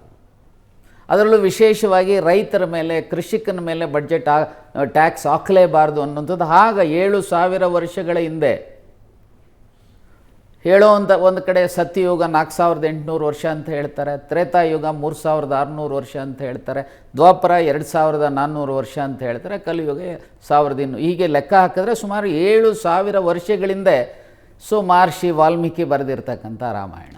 ಈ ರಾಮ ಮತ್ತು ಭರತ ಸಂಭಾಷಣೆ ಏನಿದೆ, ಆ ಒಂದು ಭೇಟಿಯ ಸಂದರ್ಭದಲ್ಲಿ ಆಗುವಂಥದ್ದು ಸಾಕಷ್ಟು ಜನರಿಗೆ ನೆನಪಿನಲ್ಲಿರುವಂಥದ್ದು ಆ ಪಾದರಕ್ಷೆಯನ್ನು ತಲೆ ಮೇಲೆ ಭರತ ಹೊತ್ಕೊಂಡ್ಬಂದ ಅನ್ನೋದನ್ನು ಬಿಟ್ಟರೆ, ಅಲ್ಲಿರುವಂಥ ಪ್ರಮುಖ ಈ ರಾಜನೀತಿ ಮತ್ತು ಅದಕ್ಕೆ ಬೇಕಾದಂಥ ಸಂದೇಶ ರಾಮ ಕೊಟ್ಟಂಥದ್ದು ಅದು ಕೂಡ ನಿತ್ಯ ನೂತನವಾಗಿಯೇ ಹೋಗ್ತಾ. ನಾನು ಯಾಕೆ ಅಂತ ಹೇಳಿದ್ರೆ, ನೋಡಿ, ನಾನು ಭಾಳ ಸಾರಿ ಹೇಳ್ತಾ ಇರ್ತೇನೆ, ಒಂದು ರಾಮ ಮತ್ತು ಭರತನ ಮಧ್ಯೆ ನಡೆಯುವಂಥ ಸಂವಾದ, ಹಾಗೆ ಮಹಾಭಾರತದಲ್ಲಿ ಯುದ್ಧ ಆದ ಮೇಲೆ ಭೀಷ್ಮ ಮತ್ತು ಧರ್ಮರಾಯನ ಮಧ್ಯೆ ನಡೆಯುವಂಥ ಸಂವಾದ, ಅಲ್ಲೂ ಸಹ ಸಾಮಾಜಿಕ ನೀತಿ ಅಂದ್ರೇನು, ಅರ್ಥನೀತಿ ಅಂದ್ರೇನು, ನ್ಯಾಯನೀತಿ ಅಂದ್ರೇನು. ಹಾಗೆ ಜೀವನದ ಅನೇಕ ವಿಚಾರಗಳನ್ನು ಈ 2 ಸಂದರ್ಭಗಳಲ್ಲಿ ಚರ್ಚೆ ಆಗ್ತಕ್ಕಂಥದ್ದು. ಹಾಗಾಗಿ ಏನಾಗಿದೆ, ರಾಮಾಯಣದ ಬಗ್ಗೆ ಅನೇಕರು ಭಾಳಷ್ಟು ಜನ ತಿಳ್ಕೊಂಡು, ಸುಮಾರು 390 ಭಾಷೆಗಳಲ್ಲಿ ಬೇರೆ ಬೇರೆ ರೂಪಗಳಲ್ಲಿ ರಾಮಾಯಣವನ್ನು ನೋಡಲಿಕ್ಕೆ ಸಾಧ್ಯತೆ. ಈ ಕನ್ನಡದಲ್ಲಿ ಕುವೆಂಪುರವರು ಬರೆದಿರ್ತಕ್ಕಂಥ ರಾಮಾಯಣ ದರ್ಶನ, ರಾಜಗೋಪಾಲಾಚಾರ್ಯವರು ಬರೆದಿರ್ತಕ್ಕಂಥ ಇಂಗ್ಲೀಷ್ನಲ್ಲಿ ರಾಮಾಯಣವನ್ನು, ಹೀಗೆ ಕಂಬರಾಮಾಯಣ ಇರ್ಬೋದು, ಮತ್ತೊಂದು ಮಗದೊಂದು ಸುಂದರ ರಾಮ, ಈ ಥರ ಅನೇಕ ವಿಧ. ಆದರೆ ಭಾಳಷ್ಟು ಜನ ಏನೇನು ರಾಮಾಯಣ ಅಂತಂದರೆ ಏನು ತಿಳ್ಕೊಂಡಿದ್ದಾರೆ ಅಂತಂದರೆ, ಎಲ್ಲೋ ಒಂದು ಕಡೆ ಕೌಟುಂಬಿಕ ಸಂಬಂಧಗಳು, ತಂದೆ ತಾಯಂದಿರು, ಅಣ್ಣ ತಮ್ಮಂದಿರು, ಮತ್ತು ಅಣ್ಣ ತಮ್ಮಂದಿರಲ್ಲಿ ಯಾವ ರೀತಿ ಸಂಬಂಧಗಳಿರ್ತವೆ, ಗಂಡ ಹೆಂಡರ ಮಧ್ಯೆ ಸಂಬಂಧಗಳು ಹೇಗಿರ್ತವೆ, ಸೇವಕರು ಮತ್ತು ರಾಜನ ಮಧ್ಯೆ, ಈ ಥರ ಸಂಬಂಧಗಳನ್ನೇ ಹೆಚ್ಚು. ಆದರೆ ನಾನು ನೋಡಿದಂಥ ರೀತಿಯಲ್ಲಿ ಬಹುಶಃ ಇವತ್ತಿನ ಕಾಲಘಟ್ಟಕ್ಕೆ ಕಂಪೇರ್ ಮಾಡಿಕೊಂಡ್ರೆ, ಇವತ್ತಿಗಿಂತ ಅವತ್ತು ಅತ್ಯಂತ ವೈಜ್ಞಾನಿಕವಾಗಿ ಆ ಕಾಲಘಟ್ಟದಲ್ಲಿ ಮುಂದುವರೆದಿತ್ತು ಅನ್ನುವಂಥದ್ದು ನನ್ನ ಅನಿಸಿಕೆ. ಈಗ ಉದಾಹರಣೆಗೆ ನೋಡಿ, ನೆನ್ನೆ ತಾನೇ ಪುಷ್ಪಕ ವಿಮಾನ 4,000 ಕೋಟಿ ಬೆಲೆ ಬಾಳುವಂಥ ಪುಷ್ಪಕ ವಿಮಾನ ಅಮೇರಿಕದ ರಾಷ್ಟ್ರಾಧ್ಯಕ್ಷರು ಪಡೆದರು ಅನ್ನುವಂಥದ್ದನ್ನು ಮಾಧ್ಯಮಗಳಲ್ಲಿ ನೋಡಿದ್ದೆ. ಈ ಪುಷ್ಪಕ ವಿಮಾನ ಅನ್ನುವಂಥದ್ದು ರಾಮಾಯಣದಲ್ಲಿ ಸುಮಾರು 7,000 ವರ್ಷಗಳಿಂದ ಪ್ರಸ್ತಾಪ ಮಾಡಿದ್ದಾರೆ. ನೋಡಿ, ಇವತ್ತು ಆ್ಯಸ್ ಆನ್ ಟುಡೇ ಇದೆ ವಿಶ್ವದ ಯಾವುದಾದರೂ ದೇಶದ ಏರ್ಲೈನ್ಸಲ್ಲಿ ಸ್ವಿಮ್ಮಿಂಗ್ ಪೂಲ್ ಇರೋವಂಥ ಏರ್ಲೈನ್ಸ್ ಯಾವುದಾದ್ರೂ ಇದೆಯಾ? ಯಾವ ಏರ್ಲೈನ್ಸಲ್ಲೂ, ಇನ್ಕ್ಲೂಡಿಂಗ್ ಅಮೇರಿಕದ ಯಾವುದೇ ಏರ್ಲೈನ್ಸಲ್ಲಿ ಸ್ವಿಮ್ಮಿಂಗ್ ಪೂಲ್ ಇದೆ ಅಂತ ನಾನಂತೂ ಗೊತ್ತಿಲ್ಲ. ಆದರೆ ಆ ರಾಮಾಯಣದಲ್ಲಿ ಪ್ರಸ್ತಾಪ ಮಾಡುವಂಥ ಪುಷ್ಪಕ ವಿಮಾನ ಏನಿದೆ, ರಾವಣ ಬಳಸ್ತಾ ಇದ್ದಂಥದ್ದು, ಆ ಪುಷ್ಪಕ ವಿಮಾನದಲ್ಲಿ ಸ್ವಿಮ್ಮಿಂಗ್ ಪೂಲ್ ಇತ್ತು. ಅದರಲ್ಲಿ ಆ ರಾವಣ ಮತ್ತು ಅವನ ಸ್ನೇಹಿತರು ಅಥವಾ ಅವನ ಹೆಣ್ಣು ಮಕ್ಕಳ ಜೊತೆಯಲ್ಲಿ ಅವನು ರತಿ ಕ್ರೀಡೆ ನಡೆಸ್ತಾ ಇದ್ದ, ಜಲಕ್ರೀಡೆ ನಡೆಸ್ತಾ ಇದ್ದ ಅಂತೇಳಿ ಬರೀತಾರೆ. ಒಂದು ಕಡೆ ಅಲ್ಲ, 2-3 ಕಡೆ ಬರೀತಾರೆ. ಆದರೆ it is A clear indication. ವೈಜ್ಞಾನಿಕವಾಗಿ ಅವತ್ತು ಬರೀ ಪುಷ್ಪಕ ವಿಮಾನ ಅಂದರೆ ಯಾರೋ 4 ಜನ ಹೋಗುವಂಥದ್ದಲ್ಲ. ಯುದ್ಧ ಆದಮೇಲೆ ರಾಮ, ಲಕ್ಷ್ಮಣ, ಸೀತೆ, ಆಂಜನೇಯ ಬಿಟ್ಟು ಮಿಕ್ಕ ಎಲ್ಲರೂ ಸಹ ಲಂಕೆಯಿಂದ ಅಯೋಧ್ಯೆಗೆ ಅದರಲ್ಲಿ ಬರ್ತಾರೆ. ಅಂದರೆ ಅಷ್ಟು ವಿಶಾಲವಾದಂಥ ವಿಮಾನ ಅನ್ನುವಂಥದ್ದನ್ನು ನಾನು ಎಷ್ಟೋ ಬಾರಿ ಈ ಚರ್ಚೆಗಳು ಬಂದಾಗ ನನಗನ್ನಿಸ್ತಾ ಇರುತ್ತೆ, ಒಬ್ಬ ಕವಿಯಾದಂಥವನು ಇರುವಂಥ ವಸ್ತುವನ್ನು ಎಕ್ಸಾಗ್ರೇಟ್ ಮಾಡಿ ಹೇಳೋಕ್ಕಾಗತ್ತೆ, ಆದರೆ ಸುಮಾರು 7,000 8,000 ವರ್ಷದ ನಂತರ ಬರುವಂಥ ವಿಮಾನದ ಬಗ್ಗೆ ಕಲ್ಪನೆ ಮಾಡ್ಕೊಂಡಂತೂ ಬರೆಯೋದಕ್ಕಾಗೋದಿಲ್ಲ ಅಲ್ವ. ಆದರೆ ನಾನೇನು ಇದು ಎಕ್ಸಾಗರೇಷನ್ ಅಂತ ನನಗನ್ಸಲ್ಲ. ನಾವು ಕರೆಕ್ಟಾಗಿ ನಮ್ಮ ಸರಿಯಾದಂಥ ದೃಷ್ಟಿಕೋನದಲ್ಲಿ ಅದನ್ನು ನೋಡಿದೆ. ಈಗ ಉದಾಹರಣೆಗೆ ಇಲ್ಲೇ ಜಸ್ಟ್ 1 ಕಿಲೋಮೀಟ್ರ್ ದೂರದಲ್ಲಿ ಕಾವೇರಿ ಥಿಯೇಟ್ರ್ ಹತ್ರ ಅಂಡರ್ಪಾಸನ್ನು ಮಾಡಿದ್ರು. ಅಂಡರ್ಪಾಸನ್ನು 48 ಅವರ್ಸಲ್ಲಿ ಮಾಡ್ತೀವಿ ಅಂಥೇಳಿ ತಗೊಂಡಂಥ ಆವತ್ತಿನ ಕಾಲಘಟ್ಟದಲ್ಲಿ. ಸೊ ಹಾಗೆ ಅಲ್ಲಿ ರಾಮೇಶ್ವರದಿಂದ ಲಂಕೆಗೆ ಹೋಗಬೇಕಾದ್ರೆ ವಾನರ ಸೈನ್ಯ ಮತ್ತು ರಾಮ, ಲಕ್ಷ್ಮಣ, ಆಂಜನೇಯ ಅವರ ಇಡೀ ಸಮೂಹ ಹೋಗಬೇಕಾದ್ರೆ ಅಲ್ಲಿ ಒಂದು ಹ್ಯಾಂಗಿಂಗ್ ಬ್ರಿಡ್ಜನ್ನು, ಈಗೇನು ನಾವು KR ಪುರಮಲ್ಲಿ ಹ್ಯಾಂಗಿಂಗ್ ಬ್ರಿಡ್ಜ್ ನೋಡ್ತೀವಿ, ಹಾಗೆ ಅಲ್ಲಿ ನಲ ಅನ್ನುವಂಥ ಒಬ್ಬ ವಾನರ ಸೈನ್ಯದ ಒಬ್ಬ ಆರ್ಕಿಟೆಕ್ಟ್ 100 ಯೋಜನೆಗಳ ಉದ್ದದ ಆ ಒಂದು ಹ್ಯಾಂಗಿಂಗ್ ಬ್ರಿಡ್ಜನ್ನು, ಸೊ ಒಬ್ಬೊಬ್ಬರು ಒಂದೊಂದು ರೀತಿಯಲ್ಲಿ ಹೇಳ್ತಾರೆ, ಅದು ತೇಲುವ ಕಲ್ಲುಗಳನ್ನು ಹಾಕಿದ್ರು. ಸೊ ಇವತ್ತಿಗೂ ಅದರ ಕುರುಹುಗಳು ಇವತ್ತು ನಮಗೂ ಕಾಣ್ತವೆ. ಅಂದರೆ ವೈಜ್ಞಾನಿಕವಾಗಿ ಸೊ ಆ ರೀತಿಯ ಒಂದು ಸಮುದ್ರದಲ್ಲಿ ಹ್ಯಾಂಗಿಂಗ್ ಬ್ರಿಡ್ಜನ್ನು ಮಾಡುವಂಥ ವೈಚಾರಿಕತೆ ಅವತ್ತಿನ ಕಾಲಘಟ್ಟದಲ್ಲಿ ಇತ್ತು ಅನ್ನುವಂಥದ್ದನ್ನು ನಾವು ಇದನ್ನು ಹೇಗೆ ನೋಡ್ತೀವಿ ಅನ್ನೋದನ್ನು ದೃಷ್ಟಿಕೋನದ ಮೇಲೆ ಹೋಗುತ್ತೆ. ನೀವು ಇದನ್ನು ಹೇಳ್ತಾ ಇದ್ದಾಗ ನಂಗೆ ನೆನಪಾಗೋದಂದರೆ ಅಗಸ್ತ್ಯ ಮುನಿಗಳ ಈ ವೈಮಾನಿಕ ಶಾಸ್ತ್ರ ಗ್ರಂಥದಲ್ಲಿ ಕೂಡ, ಅದರಲ್ಲೂ ಕೂಡ ಎಷ್ಟು ವಿಧವಾದಂಥ ವಿಮಾನಗಳ ಬಗ್ಗೆ ಹೇಳ್ತಾ ಹೋಗ್ತಾರೆ. ಅಂದರೆ ಪಕ್ಕದಲ್ಲಿರುವಂಥ ವಿಮಾನದಲ್ಲಿ ಇರುವಂಥ ಧ್ವನಿಯನ್ನು ಹೆಂಗೆ ಕೇಳಬೇಕು, ಬೇಹುಗಾರಿಕೆಯನ್ನು ಹೇಗೆ ಮಾಡಬೇಕು. ಈಗ ನಾವು ರೆಡಾರ್ ಕ್ರಾಸ್ ಸೆಕ್ಷನ್ ಬಗ್ಗೆ ಏನು ಮಾತಾಡ್ತೀವಿ, ಅಂದರೆ ಸಿಗದೇ ಇರೋ ವೈರಿಗಳಿಗೆ ಹೇಗೆ ಅದನ್ನು ನಾವು ಮುಚ್ಚಿಡಬಹುದು, ಹೀಗೆ ಸಾಕಷ್ಟು ವಿಚಾರಗಳ ಬಗ್ಗೆ ಮಾತನಾಡ್ತಾ ಹೋಗ್ತಾರೆ. ಅಂದರೆ ಎಲ್ಲೋ ಒಂದು ಕಡೆ ನಾವು ಅದನ್ನು ಇನ್ನೂ ಜಾಸ್ತಿ ಎಕ್ಸ್ಪ್ಲೋರ್ ಮಾಡ್ತಾ ಇಲ್ವಾ, ಅಥವಾ ಕೇವಲ ಒಂದು ಹಳೆ ಕಥೆ ಅಂತೇಳಿ ಮರೆಯುವಂಥ ನೋಡಿ, ನೀವು ಈ ರಡಾರ್ಗಳ ಬಗ್ಗೆ ಮತ್ತೊಂದರ ಬಗ್ಗೆ ನೀವು ಪ್ರಸ್ತಾಪ ಮಾಡಿ, ಆ ರಾಮಾಯಣದಲ್ಲಿ ಯುದ್ಧದಲ್ಲಿ ಬಳಸುವಂಥ ಯುದ್ಧಕಾಂಡದಲ್ಲಿ ಏನೆಲ್ಲ ಪ್ರಸ್ತಾಪ ಮಾಡ್ತಾರೆ, ವರ್ಣಾಸ್ತ್ರ ಇರ್ಬೋದು, ಅಗ್ನಾಸ್ತ್ರ ಇರ್ಬೋದು, ಇನ್ನಿತರ ಅಸ್ತ್ರಗಳು ಏನಿದ್ದಾವೆ, ಅವರ ವಿಶ್ಲೇಷಣೆ, ಅದರ ಚರ್ಚೆ ನೋಡಿದಾಗ ನನಗೆ ಅನ್ನಿಸ್ತಕ್ಕಂಥದ್ದು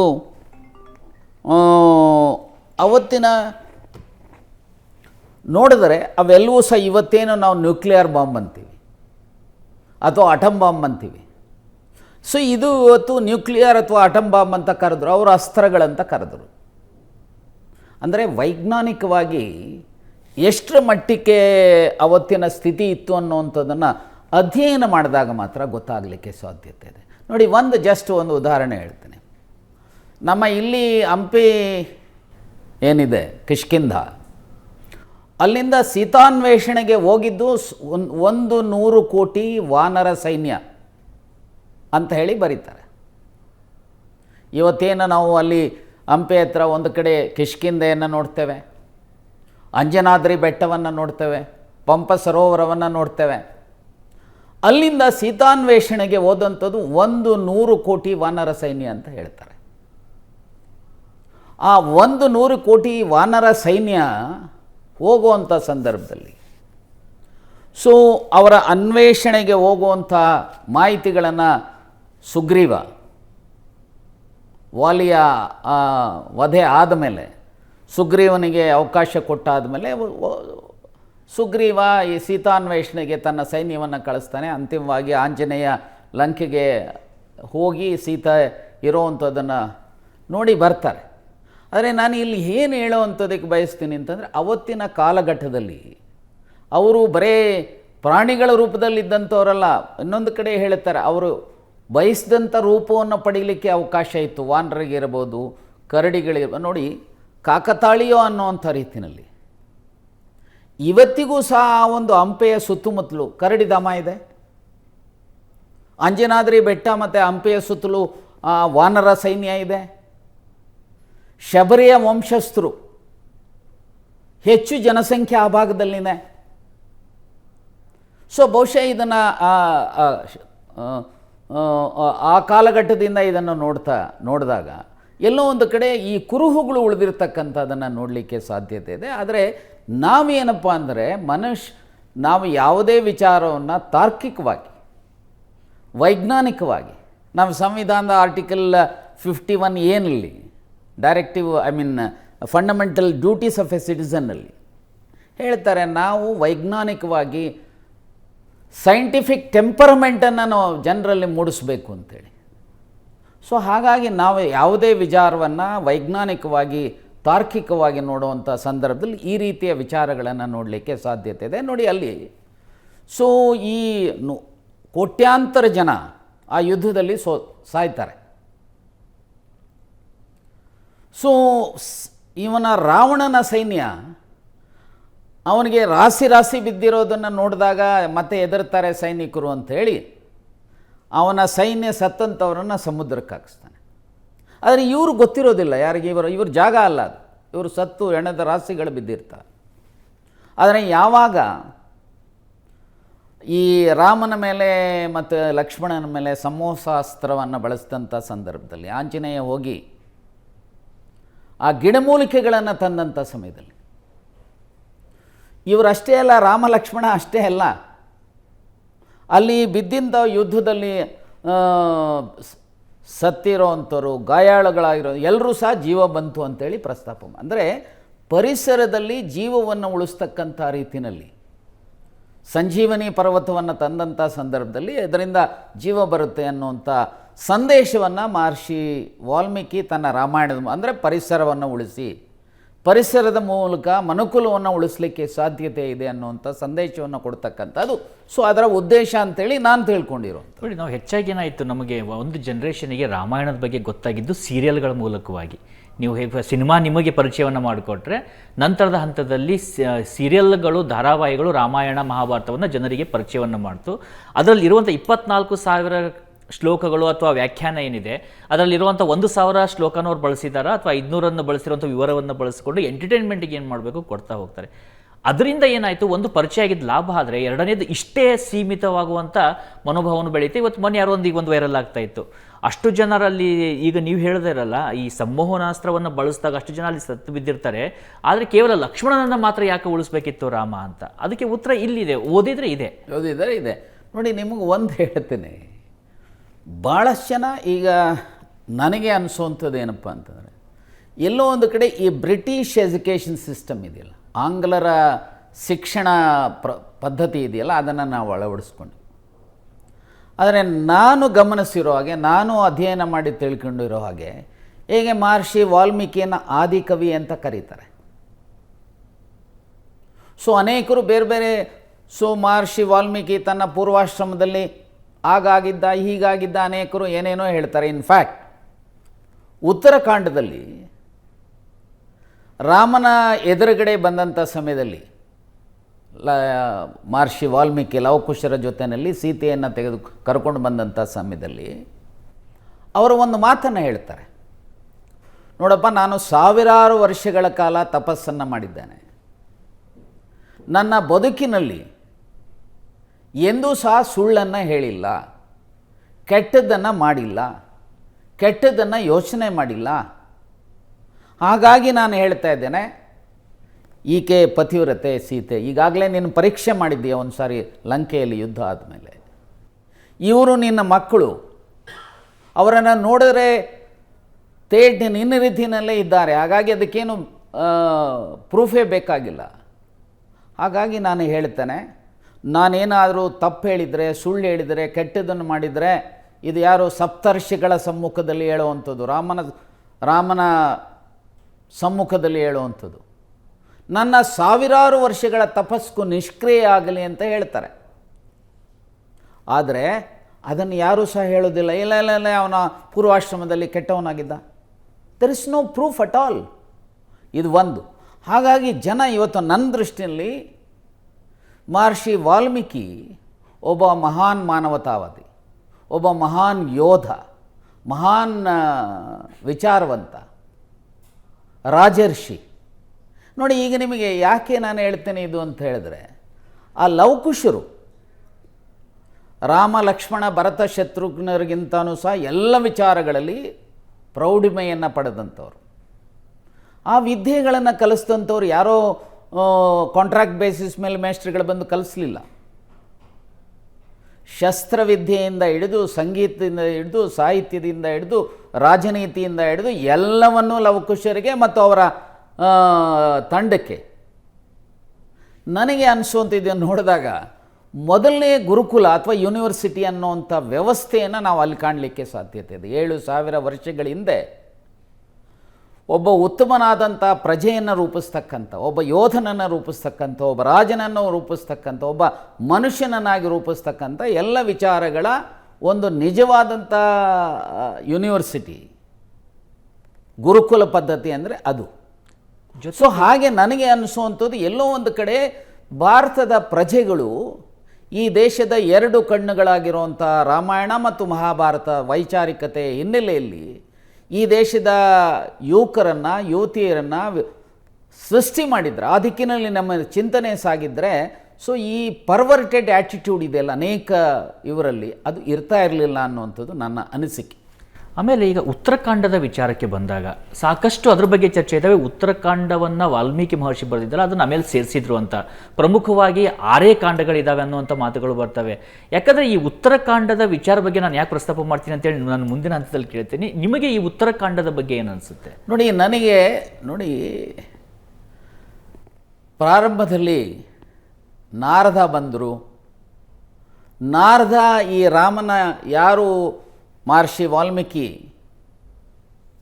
ಪ್ರಚೇತನ ಅಂದರೆ ಅವನು ತಪಸ್ಸು ಮಾಡ್ತಾ ಇರಬೇಕಾದ್ರೆ ಹುತ್ತ ಬೆಳೆದಂಥ ಸಂದರ್ಭದಲ್ಲಿ ವರ್ಣನ ಕೃಪೆಯಿಂದ ಹುತ್ತ ಇದು ಕರಗು ಹೋಗಿದ್ದರಿಂದ ಪ್ರಚೇತನ ಮಗ ಅಂದರೆ ವರ್ಣನ ಮಗ ಆದ ಅನ್ನುವಂಥದ್ದು. ಸೊ ಅಲ್ಲಿ ರಾಮಚರಿತೆಯನ್ನು, ರಾಮನ ವಿಚಾರವನ್ನು ನಾರದರು ಇವರಿಗೆ ಹೇಳ್ತಾರೆ ಅನ್ನುವಂಥ ಪ್ರಸ್ತಾಪ. ಅನೇಕರು ಇದನ್ನು ಚರ್ಚೆ ಮಾಡುವಂಥ ಸಂದರ್ಭದಲ್ಲಿ ಆ ನಾರದರು ಸುಮಾರು 1 ಕೋಟಿಯಷ್ಟು ಶ್ಲೋಕಗಳನ್ನು ಇವರಿಗೆ ಹೇಳಿದರು.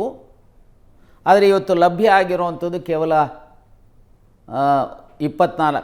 ಒಬ್ಬರು 1,00,000 ಅಂತಾರೆ, ಒಬ್ಬರು 1 ಕೋಟಿ ಅಂತಾರೆ, ಒಬ್ಬರು 1,000 ಅಂತಾರೆ. ಅಂತ ಇವತ್ತು ಲಭ್ಯ ಆಗಿರುವಂಥದ್ದು 24,000. ಆದರೆ ನಾನು ಓದಿದಾಗೆ, ಅನೇಕ ಸಾರಿ ನಾನು ಓದಿದಂಥ ಸಮಯದಲ್ಲಿ ಈ ಬಾಲಕಾಂಡದಿಂದ ಹಿಡಿದು ಅಯೋಧ್ಯಕಾಂಡ ಇರ್ಬೋದು, ಅರಣ್ಯಕಾಂಡ ಇರ್ಬೋದು, ಕಿಷ್ಕಿಂಧೆ ಕಾಂಡ ಇರ್ಬೋದು, ಸುಂದರಕಾಂಡ ಇರ್ಬೋದು, ಸೊ ಇದರ ಭಾಷೆ, ಇದರ ವಿಶ್ಲೇಷಣೆಗೂ ಮತ್ತು ಉತ್ತರಾಖಂಡಕ್ಕೂ ಸಹ ಅಂಥ ಕಂಪೇರ್ ಮಾಡಿಕೊಂಡಾಗ ಫಿಟಿನ್ ಆಗೋಲ್ವ ಅನ್ನೋವಂಥದ್ದು ಬರುತ್ತೆ. ಆದರೆ ನಾನು ಈ ಹಂತದಲ್ಲಿ ಸೊ ಅವರು ಬರದೇ ಇಲ್ವೋ ಬರೆದಿದ್ರು ಅನ್ನೋವಂಥದ್ದನ್ನು ಸೊ ಹೇಳೋ ಅಂಥದ್ದು ಒಂದು ಥರ ಉದ್ದಟತನ ಆಗ್ಬೋದು ಅಂಥೇಳಿ. ಬಟ್ ಈ 7 ಕಾಂಡಗಳಲ್ಲಿರುವಂಥ ಏನು 24,000 ಶ್ಲೋಕಗಳಿದ್ದಾವೆ, 500 ಕಾಂಡಗಳಿದ್ದಾವೆ, ಸರ್ಗಗಳಿದ್ದಾವೆ. ಆ 500 ಸರ್ಗಗಳ ಹಿನ್ನೆಲೆಯಲ್ಲಿ ನೋಡಿದಂಥ ಸಮಯದಲ್ಲಿ ಅಲ್ಲಿಯ ಸಂಸ್ಕೃತದ ಭಾಷೆ, ಅಲ್ಲಿಯ ಪದಲಾಲಿತ್ಯ, ಅಲ್ಲಿ ಒಂದು ಕಡೆ ಹೇಳ್ತಾರೆ, ಎಲ್ಲಿ ಉಪಮಾ ಕಾಳಿದಾಸಸ್ಯ ಭಾರವೇರರ್ಥ ಗೌರವಂ ದಂಡಿನಿ ಪದಲಾಲಿತ್ಯ ತ್ರಯೋಸಂತಿ ಮಾಗೋ ಗುಣ. ಈ ಪದಲಾಲಿತ್ಯವನ್ನು ಬಳಸುವಂಥದ್ರಲ್ಲಿ ದಂಡಿನಿ ದಶಕುಮಾರ ಚರಿತ್ರೆಯಲ್ಲಿ ಬಳಸಿರುವಂಥ ಅದನ್ನು ಓದ್ತಾ ಹೋದರೆ ಹಾಗೆಯೇ ಒಂಥರ ಸಂಗೀತ ಕೇಳಿದಂಗೆ ಆಗುತ್ತೆ. ಸೊ ಹಾಗೆ ಈ ಪದಲಾಲಿತ್ಯವನ್ನು ಪ್ರಾರಂಭದ ಕಾಂಡಗಳಲ್ಲಿ ಮತ್ತು ಕೊನೆಯ ಕಾಂಡದಲ್ಲಿ ನೋಡಿದಾಗ ಸ್ವಲ್ಪ ಎಲ್ಲೋ ವೇರಿಯೇಷನ್ ಇದೆ ಅನ್ನೋವಂಥ ಭಾವನೆ ನನಗೂ ಬಂದಿದೆ. ಅದರ ಅರ್ಥ ಸೊ ಹೌದು ಅಲ್ಲ ಅನ್ನೋಂಥ ಹೇಳೋವಂಥ ಸ್ಥಿತಿ ಕಾಲಘಟ್ಟದಲ್ಲಿ ಅಥವಾ ಆ ಸ್ಥಿತಿನಲ್ಲಿ ನಾನಿಲ್ಲ, ಯಾಕಂದರೆ ಅದು ಉದ್ದಟತನ ಆಗ್ಬೋದು ಅಂತೇಳಿ ನಾನು ಭಾವಿಸಿದೆ. ನಾವು ಸಾಮಾನ್ಯವಾಗಿ ನೋಡ್ತೀವಿ ಈ ರಾಮನ ವಿರೋಧಿಗಳನ್ನಂಥವ್ರು ಅಥವಾ ಸೋ ಕಾಲ್ಡ್ ಪ್ರಗತಿಪರ ಅಂತವರು 2 ವಿಚಾರದ ಬಗ್ಗೆ ರಾಮಾಯಣದ ಬಗ್ಗೆ ಮಾತನಾಡ್ತಾರೆ. ಒಂದು, ರಾಮಾಯಣ ಸಂಪೂರ್ಣ ಕಾಲ್ಪನಿಕ, ರಾಮ ಇರಲಿಲ್ಲ ಅಂತ. ಇನ್ನೊಬ್ಬರು ಮಾತಾಡುವಂಥವ್ರು ಶಂಭುಕ ವಧೆಯನ್ನು ಇಟ್ಟುಕೊಂಡು ಅವತ್ತಿನ ಸಂದರ್ಭದಲ್ಲಿ ದಲಿತ ವಿರೋಧಿಯಾಗಿದ್ದ ರಾಮ ಅನ್ನುವಂಥ ಆರೋಪಗಳನ್ನು ಕೂಡ ಮಾಡಿಕೊಂಡೆ ಸಾಕಷ್ಟು ಬರ್ತಾ ಇದ್ದಾರೆ. ಆದರೆ ಒಂದು ಕಡೆ ನಾವು ಶಂಭುಕ ವಧೆ ಬಗ್ಗೆ ಮಾತನಾಡ್ತೀವಿ, ಆದರೆ ಅದೇ ರಾಮ ನಿಷಾದ ರಾಜನಂತ ಪ್ರಾಣ ಸ್ನೇಹಿತ ಇರ್ತಾನೆ. ಮತ್ತೊಂದು ಕಡೆ ವಾನರರನ್ನು ತಬ್ಬಿಕೊಂಡು ತನ್ನವನಾಗಿ ಮಾಡ್ಕೊಳ್ತಾರೆ ಇಡೀ ವಾನರ ಸಂಕಲನವನ್ನು.